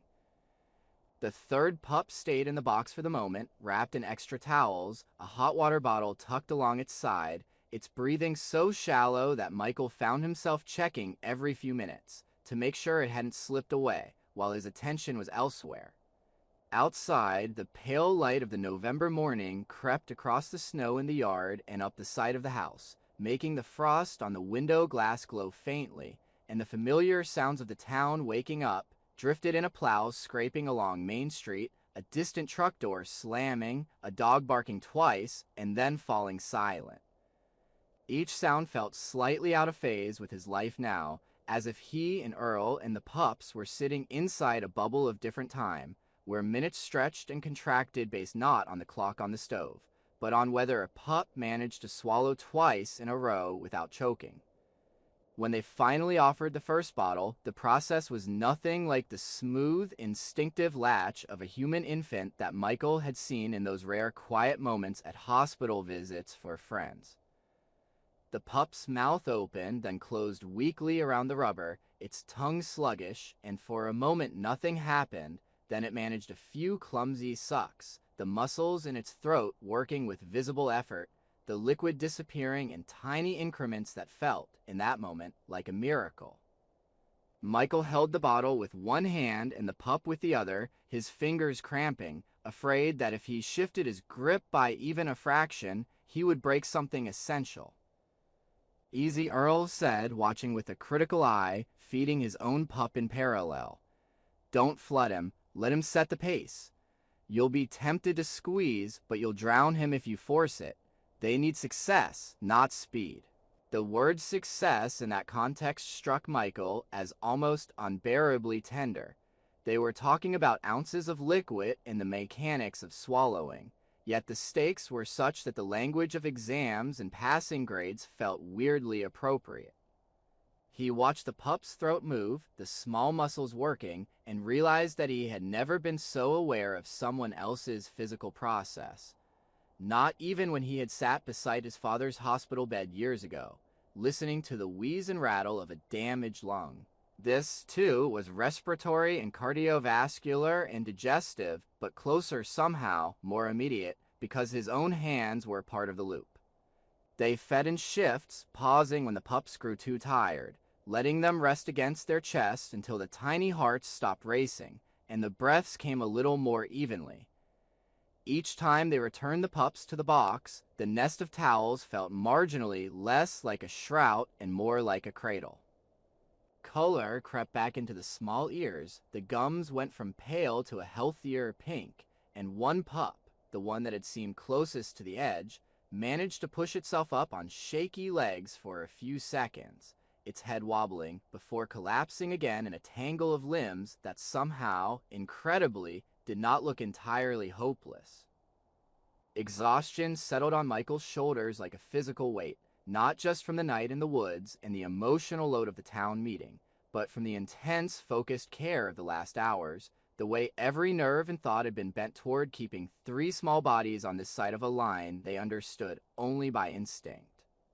His back ached from the hard floor, his eyes burned from the dry heat of the stove, and the strain of staring at tiny details, and a dull creeping headache pressed at the edges of his skull.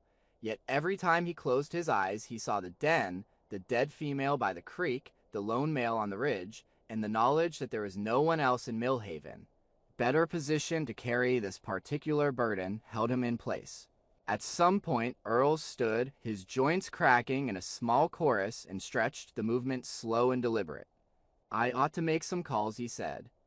"There are a few numbers from back when I worked with fish and wildlife, people who might still pick up, people who might know if there's a rehab outfit in the state that can handle rabies vector animals without putting them down on sight. I'm not promising miracles, but it's better than guessing." Michael nodded, still stroking the pup in his lap with absent, careful fingers. "Use the phone in the living room," he said. "Less drafty. I'll keep going with these guys." Earl's hand touched his shoulder briefly as he passed, a rough grounding pressure, and when he was gone, the house felt at once quieter and more exposed, as if the walls had thinned. Michael listened to the muffled murmur of Earl's voice in the next room, rising and falling as he navigated the labyrinth of answering machines, office transfers, and weary civil servants who did not have a ready category for wolf pups, rescued from illegal shooting aftermath in small town. The calls did not bring immediate solutions. One agency contact directed them to another, that one to a voicemail that promised a return call as soon as possible, a phrase that, in government time, could mean anything from an hour to a week. A small nonprofit in the southern part of the state explained with regret that they were licensed only for small mammals that did not carry rabies risk, and that predators, even babies, fell under a different set of rules. One old colleague of Earl's, a warden now retired to New Hampshire, offered sympathy and a few practical tips about minimizing human contact while still providing care, but little in the way of concrete help. When Earl came back into the kitchen, his expression carried the weight of those conversations. "Best we've got so far is a name of a rehabber up in Roxbury who sometimes takes coyotes," he said, lowering himself to the floor again with a small grunt. "He's one of the few licensed for that kind of thing, but the word is he's full more often than not, and winter's not exactly a slow season." I left a message. If he calls back today, I'll count that as a minor miracle. In the meantime, we keep them alive, and we keep them as unimprinted as we can, which is going to be a neat trick, given that we're the ones with the bottles.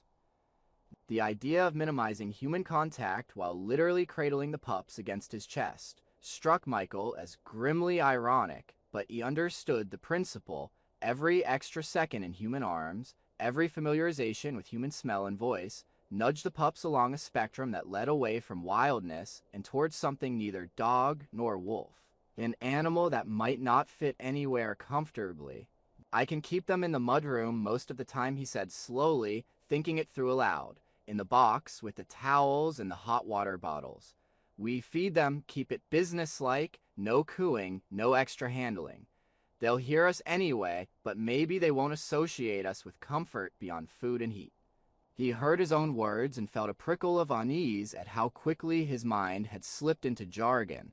Businesslike, associate us with comfort, as if distancing language might somehow keep his heart from being too involved. Yet when he looked down at the pup in his hands, its small jaw working in its sleep, a thin line of milk dried on its chin, he knew that whatever emotional distancing he tried to practice would be, at best, a fragile performance. The day passed in cycles: feed, clean, warm, rest, and with each round the pups grew incrementally more responsive, their tiny bodies learning again how to trust the idea of intake after days of deprivation. Outside, the wind picked up, rattling the bare branches against the house and sending small bursts of powdery snow swirling down the street, and the sky sagged into a thick low ceiling of cloud that turned the afternoon light flat and gray. Once, when Michael stepped out onto the back stoop to throw used towels into the washer in the shed, the air felt heavy in that particular way that meant more snow was coming, the kind that could pile up quickly overnight and change the texture of the whole town by morning. By late afternoon, a dull ache had settled into his lower back and shoulders, and his eyes felt gritty, as if he had rubbed them with sand, yet he found that whenever he considered lying down on the couch for even 10 minutes, some part of him balked, unwilling to be further than one room away from the small cardboard universe on his kitchen floor. It was not rational. Earl was there. The pups were more stable now than they had been at dawn. The chances of them slipping away in the space of a short rest had diminished.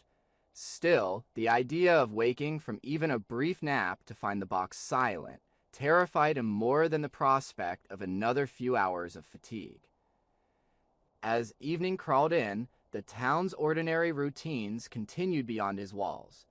He could picture the diner filling for the early supper crowd, the lights in Dave and Carol's house coming on one by one, the middle schoolers grousing about homework they hadn't done, and the younger kids bouncing off living room furniture while their parents tried to corral them. Somewhere in that scattered pattern of homes, people were listening for the now familiar midnight sound, bracing themselves for another night of fractured sleep, and the knowledge that he held within reach, the reason for that sound, or at least part of it, made his own anticipation sharp enough that his stomach cramped. When full dark finally came, it did so with an almost theatrical suddenness, the clouds closing over the last smear of light, and the world outside the kitchen window became a black mirror. The overhead lamp cast a tired yellow circle over the sink and the box, and the rest of the house receded into shadows. Earl stood, stretching his back, and glanced at the clock on the stove. "I should go home for a few hours," he said. "Feed myself something that isn't coffee and worry. Get some sleep while I can. I'll be back before dawn. If that rehabber calls after I'm gone, take down everything he says like it's gospel, then we'll sort what's useful in the morning." "You really think I should be here alone with them tonight?" Michael asked, not because he doubted his own capacity to keep feeding and warming, but because the thought of the male wolf up on the ridge, howling into the dark while his offspring lay wrapped in towels on a kitchen floor, made the solitude feel heavier. "You won't be alone," Earl said with a faint flicker of humor. "You'll have 3 hungry mouths and more responsibility than most people see in a month. Besides, the town trusts you more than it trusts me, whether they know it or not. You're their teacher. Their kids sit in front of you every day. If this goes sideways, they'll aim their first questions at me. If it goes right, they'll remember you kept those pups breathing. It's not fair, but it's how people work." The idea that anyone might remember him as anything more than the man who assigned too many essays made Michael's chest feel tight for reasons that had nothing to do with fatigue. "What if he comes closer?"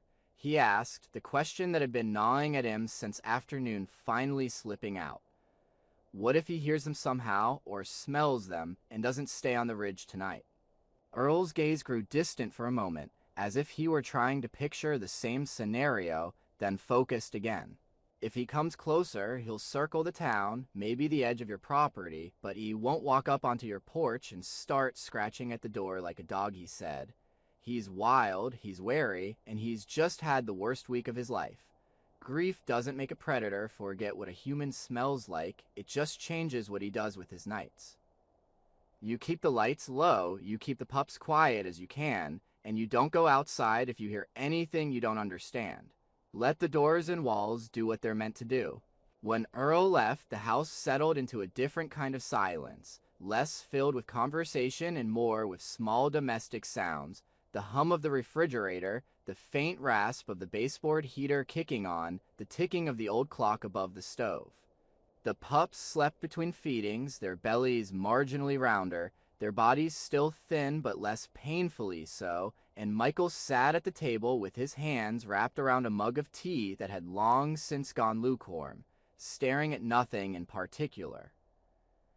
His mind replayed the town meeting in fragments: Jim's outrage, Carol's hesitant compassion, Hargrove's weary pragmatism, and overlaid those images with the memory of the male wolf's silhouette on the ridge, the way it had held itself together under the weight of its own voice.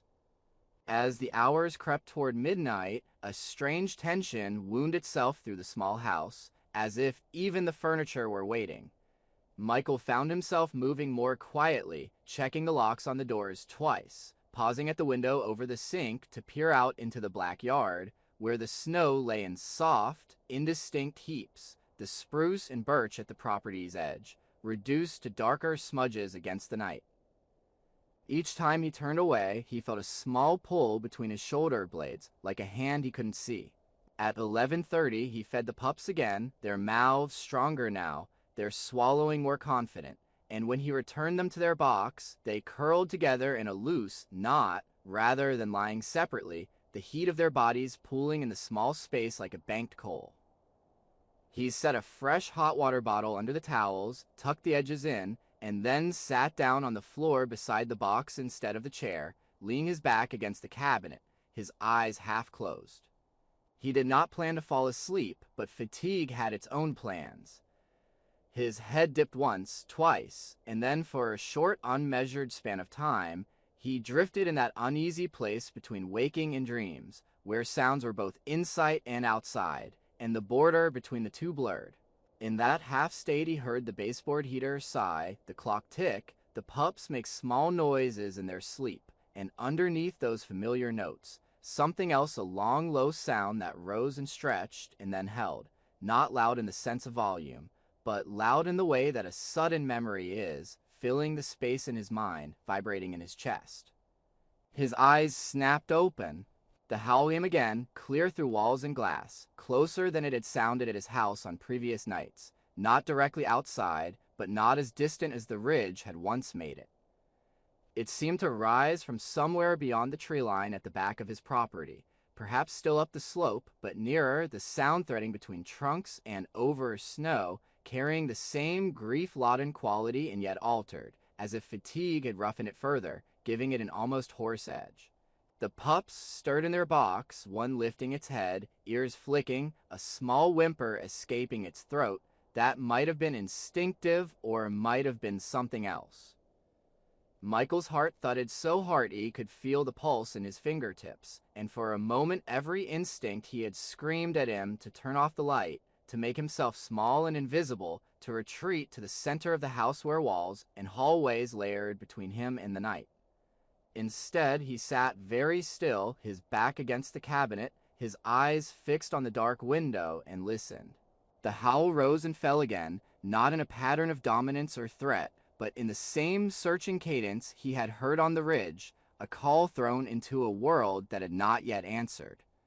This time, though, there was a faint difference in how he heard it, an awareness of the thread that now connected that voice to the box on the floor beside him, to the small cluster of breaths and heartbeats that had, for a brief unlikely span, become the hinge on which his days turned.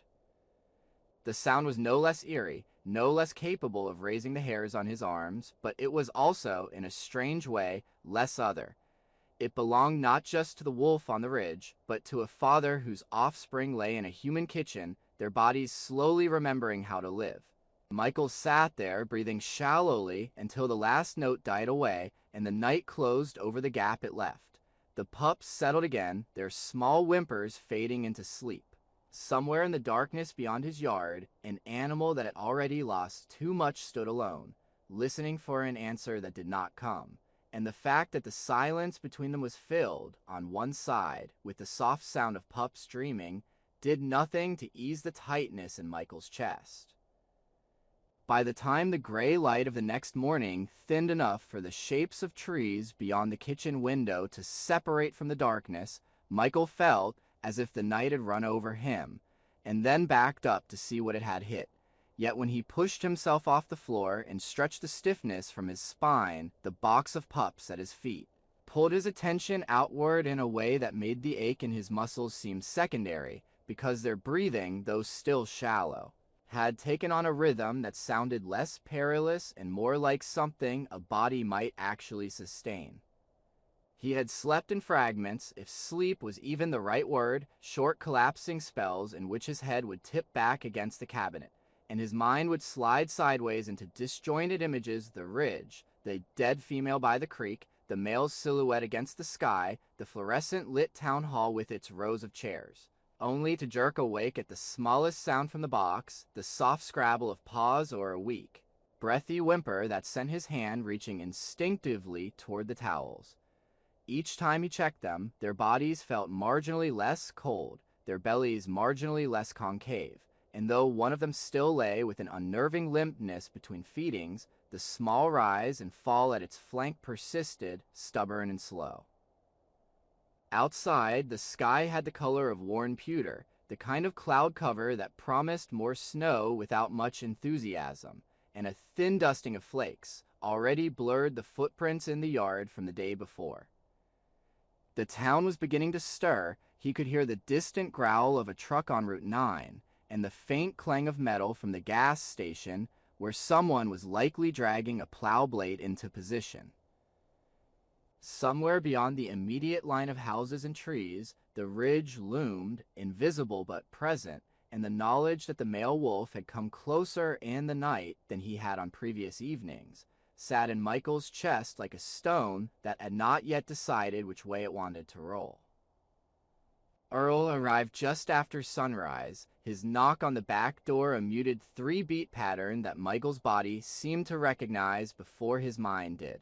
When Michael opened the door, the older man stepped in with a gust of cold air, snow dusting the shoulders of his coat, his cheeks raw from the wind, and a look in his eyes that combined worry with a practical readiness, as if he had spent the last few hours stacking mental tools on a bench and was now ready to see which ones fit the work. "How'd they do?" he asked, even before he had finished stamping the snow from his boots, his gaze already sliding past Michael's shoulder toward the box on the floor. "They're still here," Michael said, which felt like both an understatement and the most important fact in the world. They took more each time. "The little one scared me once around 3. He went real still, but came back around after I warmed him up again and tried a few drops on his gums. I don't know if that's good practice or just superstition, but it felt wrong to do nothing. Sometimes doing something is all that stands between a body and the dark," Earl said, his voice gentler than his words. He shrugged off his coat, hung it on the back of a chair, and knelt by the box, his movements careful, his hands steady. "They look better than I expected. Or at least not worse, which, given where they were, counts as a win." He lifted each pup in turn, his fingers probing lightly along ribs and belly, checking hydration with a pinch of skin, examining gums and eyes with the efficient tenderness of someone who had done this with other species, and was now simply applying the same logic to a different form. When he picked up the smallest one, the pup made a protesting sound that had more energy in it than anything Michael had heard from him the day before, and though the noise was thin, it was also oddly defiant, as if some buried feral core had finally found a purchase on the world again. "That one's got some fight in him after all," Earl murmured, the corner of his mouth twitching. "That's good. You need anger to live sometimes. Hunger alone won't do it." They fell into a rhythm again, cleaner now than the previous days, their hands knowing the motions, even while their minds churned with larger questions. Bottles were warmed, pups fed in careful turns, towels changed, hot water bottles refreshed. Between tasks, Michael caught Earl up on the night, the closer howl, the way it had sounded as if it came from somewhere beyond the tree line, instead of all the way up on the ridge, the pup's restless stirring in response, the way the sound had seemed to thread itself through the walls of the house and tie itself to the box like a taut, invisible line. "He's down off the crest, at least for part of the night," Earl said, frowning slightly as he listened. "Wouldn't surprise me if he's following his own tracks between the den and the creek and the ridge, and whatever other places he's got tucked away, trying to stitch the pattern back together. If he circles close enough to smell them, it'll throw him, no question." Human house, wolf pups, his own sent on the air from days before. It's the kind of thing that makes an animal either bolt or break. The image that conjured the male wolf standing in the dark at the edge of Michael's yard, his nose lifting to take in the mingled smells of humans and his offspring, confusion and instinct tearing in opposite directions, pressed hard against Michael's already strained imagination. He thought of the village's thin patience, of Jim's clenched jaw, and the way Harold had muttered about grandkids in the back, and understood with a deeper clarity how narrow the path between rescue and catastrophe had become. They took turns stepping into the living room to make more calls, chazzing down numbers and names with the same persistence they had applied to following tracks in the snow, and mid-morning brought the first thin thread of external help. Earl set the receiver down on the table with a sigh that sounded complicated, not exactly relief, not exactly disappointment. Howling Mountain, he said, rubbing his forehead with his fingertips, up in Starksboro. Woman runs a rehab out on a few hundred acres in the hills. She takes rabies vector species, coyotes, foxes, that kind of thing. She's not thrilled about wolves because it's extra paperwork and extra eyes from the state, but she didn't hang up when I said the word. She's full, of course. They always are. But she said if we can get them there today, she'll take a look, see if she can make room. No promises. The name Howling Mountain struck Michael with an almost painful irony, yet the fact that it existed at all, that there was a place in their own state where wild orphan carnivores were not automatically seen as vermin or trophies, but as beings to be helped and released, shifted something in the air. It did not solve anything: the town's fear, the male wolf's grief, the ethics of moving pups from forest to facility, to whatever came after all that remained. Yet the geography of possibility had expanded. Today, Michael repeated, wiping a hand over his face. That's a couple of hours each way if the roads are decent. Maybe more if the snow coming in decides to get serious. We go up there, we leave them, and then what? We come back and tell the town we handed their problem off to a woman in the hills and hope that's good enough. We go up there, we get a professional set of eyes on them, Earl said. Someone who knows what it costs to raise wild things in captivity and what it takes to return them to a world that has not asked for their presence. We ask her what she thinks about the father, about the chances of any kind of reunion that doesn't end in blood. We gather information before we march back into that hall and let a room full of tired, scared people decide what's next. That's what we do. Michael thought of leaving the pups, of driving away from their small trembling bodies, and felt his throat contract. Yet as he watched one of them push its nose against the side of the box, testing the cardboard, as if it were already thinking of edges and beyond, he understood on a more rational level that his kitchen was, at best, a triage station, not a solution.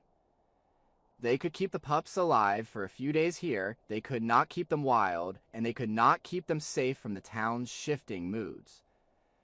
Then we go, he said, the decision sitting in his chest with a weight that felt both heavy and right. We pack them up, we drive slow, we hope the weather holds, and the truck doesn't decide this is the day to quit. We see what she says. It did not take long to prepare. The box that had been their nest in the mudroom became their transport again, this time lined with thicker towels, the hot water bottles replaced with newer, hotter ones wrapped in cloth, so as not to burn thin skin. Michael tucked an extra towel around their bodies, leaving enough space for air, but not enough for them to be tossed if the road turned rough. He found himself murmuring small, meaningless reassurances as he worked, the kind of soft nonsense sound adults made to infants, and though he knew the pups did not understand, the words anchored his own nerves. Outside, the sky had lowered further, heavy with unfallen snow, and the first light flurries drifted down in a sporadic, lazy way, as if testing the ground before committing to more. The truck's engine coughed once and then caught, the familiar rattle and vibration of it feeling somehow more fragile than usual, given the preciousness of the cargo in the cab. They decided, without much discussion, that the box would ride on Michael's lap, where he could keep his hands on it, his body shielding it from sudden movements. While Earl drove, the older man knew the back roads better, knew which corners iced first, which hills drifted deeper, which culverts had a habit of freezing solid. As they pulled out of the driveway and onto the main road, Millhaven slid past the windows in a sequence of small scenes that Michael found himself noticing with unusual clarity, as if the act of carrying 3 small wild lives out of town sharpened his attention to the ordinary human ones he was leaving for a few hours. The diner's neon sign flickered on and off, the open parts still lit, though the breakfast all-day section struggled. A kid in a too-thin jacket kicked at a crust of snow on the curb, his breath visible, his face turned toward the sound of the truck for a moment before he went back to his private game. A woman he recognized from the library carried a bag of trash to the dumpster behind the building, her shoulders hunched against the cold, her gaze on the ground. Nobody on the street knew what rode in the old truck's cab. Nobody knew that 3 small hearts beat in uneven rhythms inches from Michael's hands. The thought made him feel both powerful and oddly guilty, as if he were carrying a secret that might change the way everyone moved in the coming days, depending on how it played out. The road out of town wound through low hills and patches of forest, the snow thickening as they climbed, and the truck's tires hissed softly on the thin layer of slush that had begun to accumulate. Earl drove with more care than Michael had ever seen him apply to a vehicle, his hands steady on the wheel, his eyes scanning not just the asphalt, but the ditches and tree lines, watching for deer or downed branches, or any of the 100 small things that could turn a simple winter drive into an incident report. The heater pushed out warm, dry air that smelled faintly of antifreeze and old dust, and inside the box the pups shifted occasionally, their bodies rolling against one another, small, blind adjustments in response to movement and the strange vibration of the engine. As the miles unspooled Michael's mind, freed for the first time in hours from the immediate demands of feeding and warming, did what minds do in the absence of tasks, it wandered to places he had been holding at bay.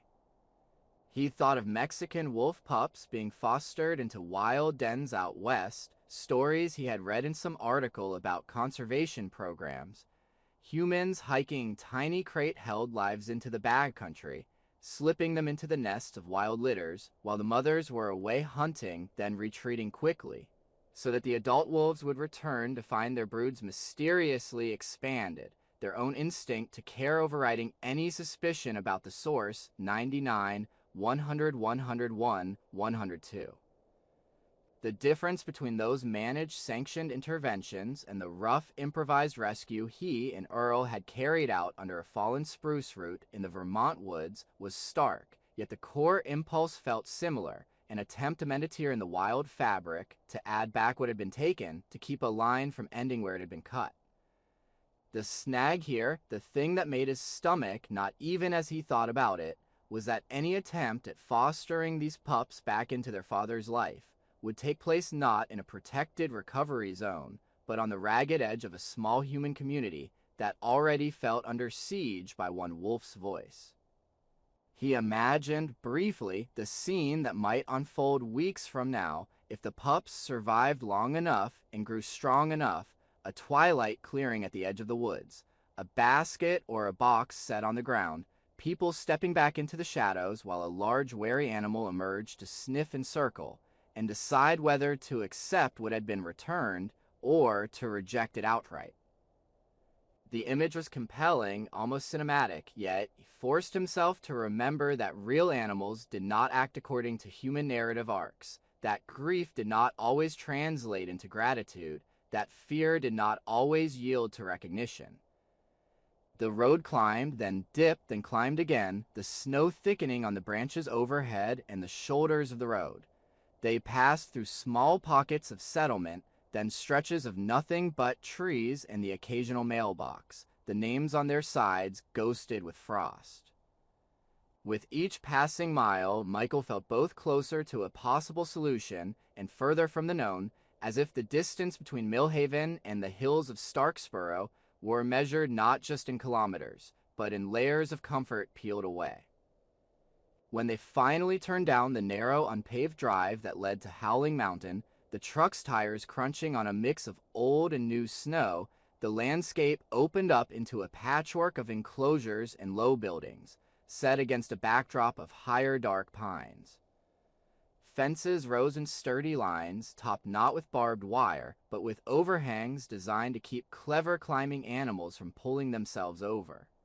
Within some of the enclosures, Michael caught glimpses of movement, a fox's red flash, the hulking shape of a raccoon, the quick dart of something smaller he couldn't name.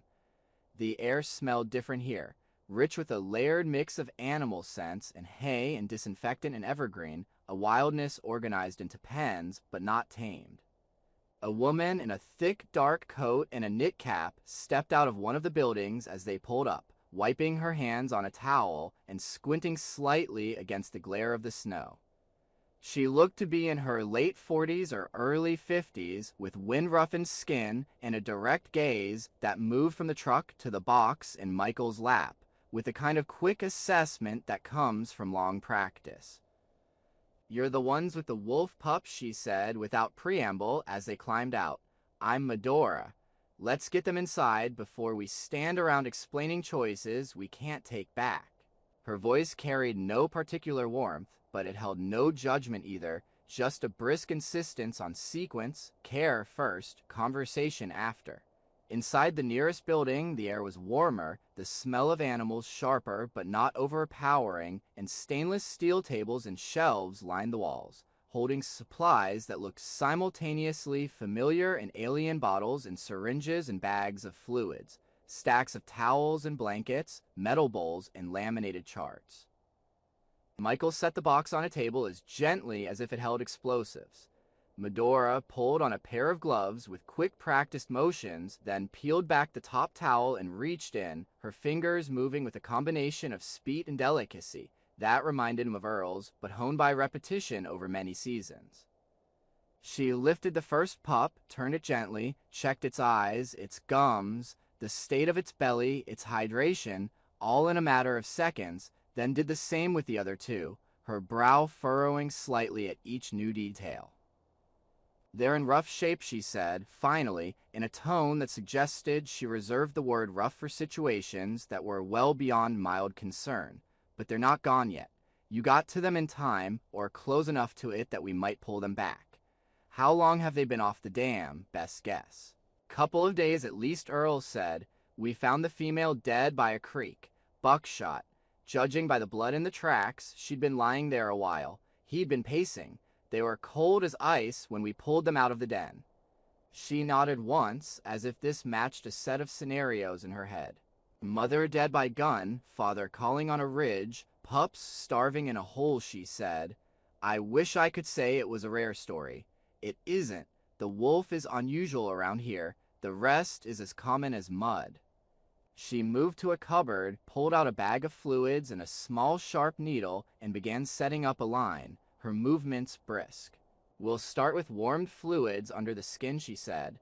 "Then proper formula, not whatever kitchen miracle you cooked up, no offense. You did what you could. I'll keep them in a quiet enclosure out back, away from the other animals.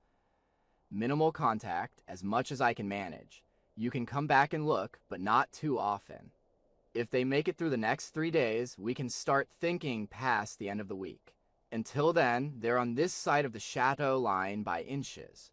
Michael watched the needle slight under the skin of the smallest pup's scruff, the fluid forming a small warm hump as it went in, and felt both relieved and horribly helpless. Here, in this room, his usefulness shrank, his hands, which had been essential in the den and the kitchen, now hovered at his sides, uncertain where to go. Medora and her setup, her charts and supplies, had taken over the practical work of keeping the pups' bodies going, and his role had shifted to something more ambiguous: witness, storyteller, emissary between worlds. "What about their father?" he asked, because he could not keep the question down any longer. "He's alone out there. He's been howling from the ridge every night at midnight. Last night came closer. We've got a town that wants him gone in 48 hours to convince them not to send hunters up the hill. Is there any world where he gets them back? Where they go home to him instead of growing up behind a fence?" Medora paused, the line in her hand, and looked at him with a level gaze that made him feel as if she were weighing not just the question, but the man asking it. "In theory," she said, "yes, there are stories from the Southwest, from the Mexican wolf program, where humans have put pups into dens that weren't theirs, and the wild mother took them as her own. Wolves are built to raise pups. Their instinct to care is strong when the timing is right. In practice, here, now, with an adult male whose mate has been shot, whose pups have been handled and fed by humans, whose territory bumps up against a town full of people who already think of him as a monster. The odds get thinner. Not impossible, just thin. She's secured the line, taped it, and moved to the next pup, her hands not hesitating even as she talked. If they stay here, and if they survive, they'll grow up in the presence of people, but with as little direct handling as I can manage, she continued. They'll learn to fear us if I do my job right. When they're old enough, if the state lets me, I'll release them somewhere with room and prey and fewer roads. Not here, not right outside your town. I don't put animals back where the guns were unless somebody higher up signs a lot of papers. The clarity in her answer cut both ways. Michael felt a part of him sag with something like relief, the idea of the pups alive somewhere, learning to live as wolves instead of as strange liminal creatures, and another part tighten, mourning the narrative he had tentatively built, the one where a family broken by one gunshot might be patched together by a handful of human choices. And the male, Earl, asked, what happens to him while they're here learning to live without him? Medora's mouth pressed into a thin line. He keeps howling, she said, until he stops. He finds a new pattern, or he doesn't. He shifts his range, or he keeps pacing the places that hurt him. Maybe someone shoots him. Maybe he learns that howling near town gets him shot at, and he moves deeper into the hills. Maybe he lives long enough to find another mate. Maybe he doesn't. His story's his own. I can't fix everything. I can only keep 3 small pieces from vanishing today. The bluntness of that felt like a slap, yet also like a necessary jolt. Michael realized with a kind of tired surprise that he had begun to think of the entire situation as a single problem to be solved, a puzzle with one elegant answer that would satisfy both human and wolf. Medora, standing in her rehab center with her hands on a pup's thin body, reminded him that the world rarely offered such symmetry. Saving the pups did not automatically redeem the town or the shooter or the male. It was one act in a field of damage. He felt something twist in his chest, a blend of grief and acceptance.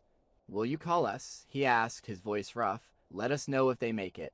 I'll call if they die, she said, then, seeing his flinch, softened slightly. And if they live past the hard part, I'll call then too. I don't have time to give every rescuer or running commentary, but you went out of your way. I can spare a phone call. For now, you go home. You've done your piece. There's a town waiting to know whether it wants to be the kind of place that howls back, or the kind that just reaches for the gun closet. The box, empty now except for the smell of damp towels and milk, felt weirdly light in his hands as they carried it back to the truck.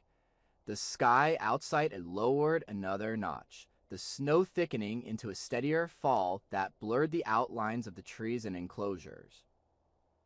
As they drove away, the rehab center receded behind them, its low buildings and fenced fields swallowed quickly by the forest, and Michael felt the distance grow not just in miles, but in stories one, in which 3 pups lay under heat lamps and towels, tended by a woman who had built a life around such fragile contingencies, another, in which a lone male paced a ridge above Millhaven, his voice shredding itself on the cold air, and a third, in which a town gathered again under fluorescent lights to decide whether it could live with the echoes of its own choices.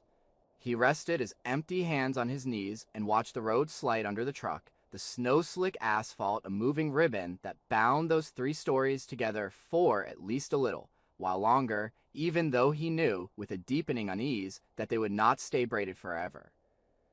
The snow had thickened into a steady fine fall by the time they saw the first familiar landmarks of Millhaven again. The outlines of barns and houses softened, the roofs capped with a fresh, thin layer that made everything look briefly cleaner, as if the town had been dusted and reset while they were gone. Yet Michael felt none of the lightness that sometimes came with the first real snow of the season, because the empty cardboard box at his feet seemed to hum with what it no longer contained, a negative weight that pressed on the space just under his ribs.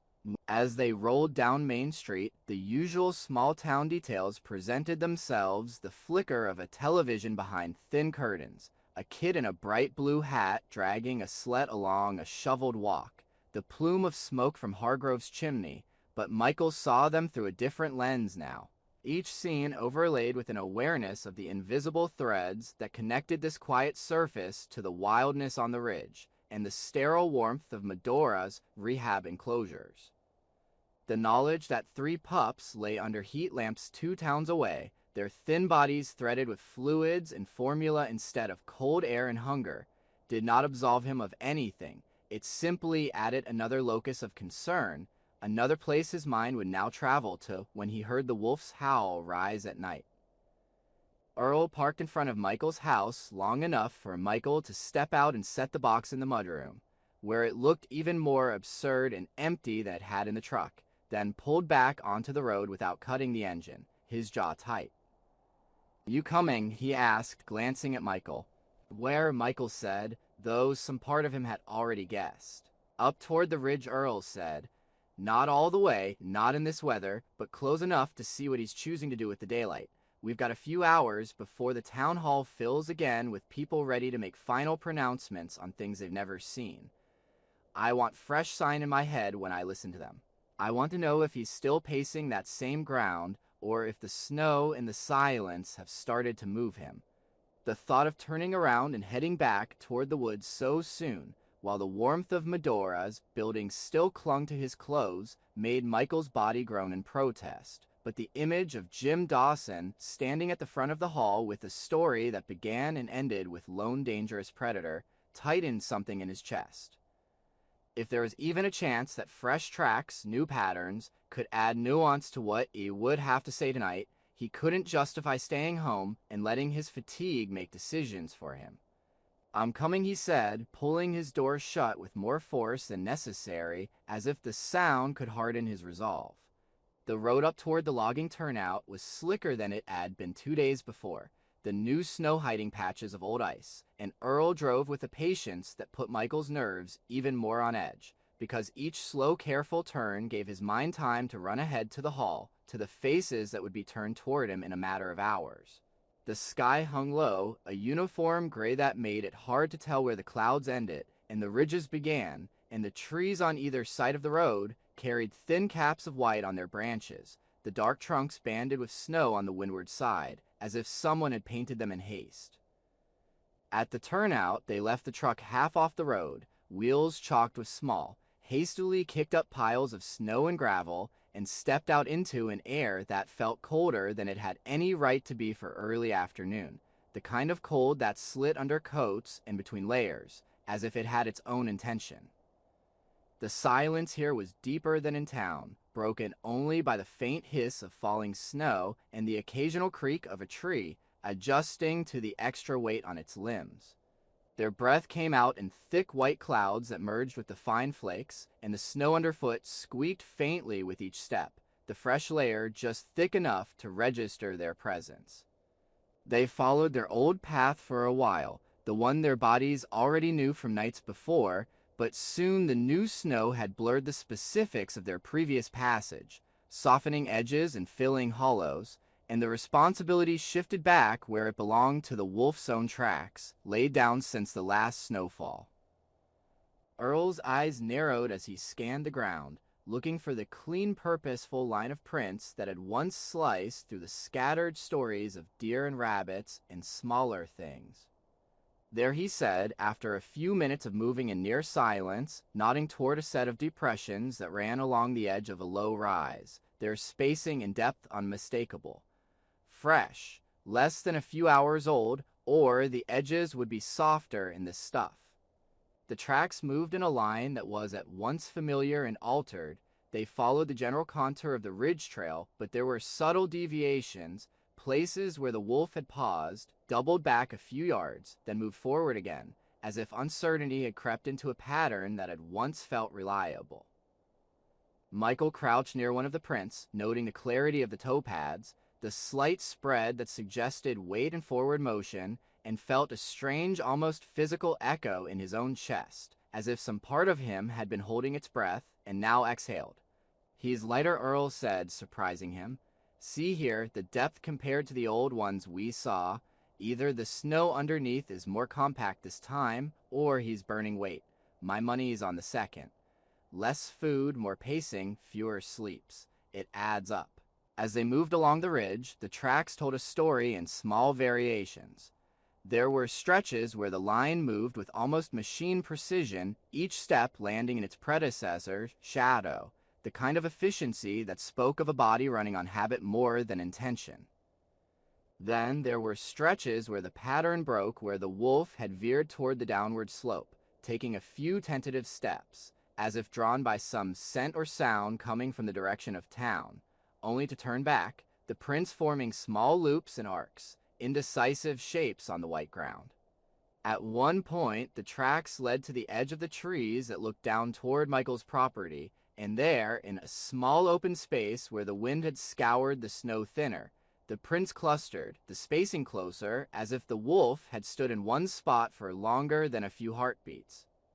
Michael followed Earl to the edge and looked out, his own boots leaving new marks beside the older ones, and for a moment the line between his life and the animals felt as thin as the layer of snow that separated them from the packed earth. Below them, through the bare branches, he could just make out the faint shape of his roof, the dark slash of his driveway, the pale rectangle of the kitchen window. He pictured himself the night before, sitting on the floor beside the pups box, the light spilling out onto the snow in a narrow bar, his body unknowingly outlined against the glass for anything watching from this vantage. The thought that the wolf might have stood here, looking down at that same window, his nose full of scents that did not belong to the woods, made Michael's skin crawl and his heart ache in equal measure. "Do you think he knew," he asked quietly, "about them, about us?" "Knows something," Earl replied, his voice also low, as if the trees might carry their words. "Knows the pattern changed. Den smells different. Pups scent thinned, then vanished. There's smells in town now, his smells here and along the paths between, and the last place he had them in his world was that hole under the tree. He's not stupid. He knows some force bigger than him rearranged his life. He just doesn't have a name for it." Michael thought of names, human ones like shooters and rehabbers, and conservation abstract ones like fate and chance, and the simple honest one that came closest to the truth, us. Humans, with their guns and their soft towels, their bullet holes and their heat lamps, had reached into this wolf's world and taken first his mate, then his pups, in acts that felt, from their side, wildly different destruction and rescue, but that might, from his vantage, blur into one continuous seizure. The snow fell thicker for a few minutes, the flakes larger, spiraling down in pale lazy arcs that nevertheless managed to accumulate. Earl tilted his head back, squinting at the sky, then looked back the way they'd come. "We've seen enough for today," he said. "He's still here. He's thinning, but he's not gone. He's curious and cautious in equal measure. That's what I'll tell them. Anything more than that would be a story I'm making up to make us feel better or worse, and we've got enough of those already."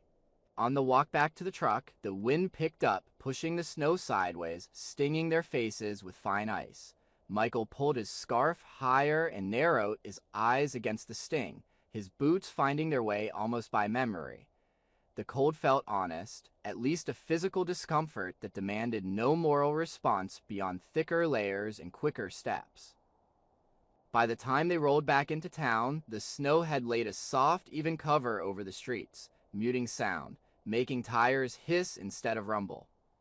The town hall's parking lot was already dotted with vehicles, more than Michael had expected for a second meeting in as many days, and the sight of them sent a wave of reluctant adrenaline through him, his body reacting as if to an exam he had not fully prepared for, even though he knew there were no right answers, only less or more honest ones. Inside, the hall felt warmer than the day before, the heat turned up in an attempt to compensate for the damp chill, clinging to coats and boots. People stamped snow from their shoes at the door, shrugged off layers, and took their seats with the kind of subdued efficiency that suggested they were tired of the subject and yet compelled to see it through. The air smelled of wet wool, coffee, and a faint edge of anxiety, the last perhaps sharpened by the way the windows showed only a moving curtain of white beyond, the outside world reduced to abstraction. Michael and Earl shook the snow from their shoulders and moved toward the front, the quiet dip in conversation that followed their entry more pronounced than the day before. A few heads turned immediately. Jim's herald's Jess's eyes scanning their faces for clues, as if whatever they had seen in the woods might already be written there in expressions. Hargrove stood again at the lectern, his tie slightly askew, his eyes rimmed with the pink that comes from too little sleep and too much fluorescent light. He nodded to them, a small acknowledging tilt of his head. "Good," he said. "You're here. We'll get straight to it this time. Folks are tired. They want to know whether they're going to sleep easier or not after tonight." There was a murmur of rueful agreement at that, and Michael felt a strange solidarity in it. He, too, wanted some clear line between unease and peace, some decisive after to the unsettled before they had been inhabiting. Yet also knew, with a clarity that made his stomach twist, that no such clean break existed. Whatever they decided tonight would not silence the wolf's story. It would only bend it. Earl spoke first, as they had agreed in the truck, his voice steady as he described the tracks they had seen, the thinner depth, the hesitations near the edge of the trees above town, the way the line of prints had looped and doubled back, like a man pacing the length of his small kitchen when he could not settle. He did not embellish. He did not omit. He simply laid the facts down like cards on a table. "He's still alone," he said, "still moving back and forth between the places where his world broke. He's losing weight, but he's not desperate enough yet to charge a yard or come onto a porch. He's curious about you, about us, and cautious at the same time. That's a dangerous mix if we push him wrong. If we give him a little time, he'll either move his range deeper or find a new pattern that doesn't involve sitting on the ridge and screaming at the sky. The question is whether we can live with that while it happens." Then it was Michael's turn, and for a moment he wished he could simply point to Earl and say what he said and sit down. Yet the town's eyes were on him with a different weight now, tinted by the knowledge that he was the one who had carried the pups in his coat, the one who had driven them out of town and brought back nothing but stories in an empty box. He cleared his throat, felt it catch, cleared it again. "We took the pups to a rehab center," he said, the words feeling both stark and oddly formal in his own ears. "A place up in the hills where they deal with wild animals hurt by our roads and our traps and our carelessness. The woman, their Medora, she's got them now. They're not out of danger. She thinks they've got a chance, that we got to them in time, but it's not guaranteed. She'll raise them with as little human contact as she can manage. If they make it, she'll release them somewhere far from here, where there's more room and fewer houses." "Far from here," Jim repeated, his voice tight. "So we end up with wolves somewhere else's problem and a male still up on our ridge. That's your plan. Outsource the pups and wait for their father to either wander off or get himself shot by some hunter who doesn't feel like asking our permission first." Michael felt the flicker of anger again, the same heat that had risen in him the first time Jim had put their actions into blunt, careless words. "My plan," he said, struggling to keep his voice even, "was to not let 3 animals freeze to death in a hole I knew existed. Beyond that, we're making this up as we go, because there is no script for a wolf family trying to survive on the edge of a Vermont town that hasn't seen wolves in 100 years. Medora can do what we can't. She can keep them alive without turning them into dogs. She can put them back into a world that might accept them. That doesn't solve what's happening on the ridge. It doesn't fix what someone did by that creek, but it keeps 3 small hearts beating. That matters to me.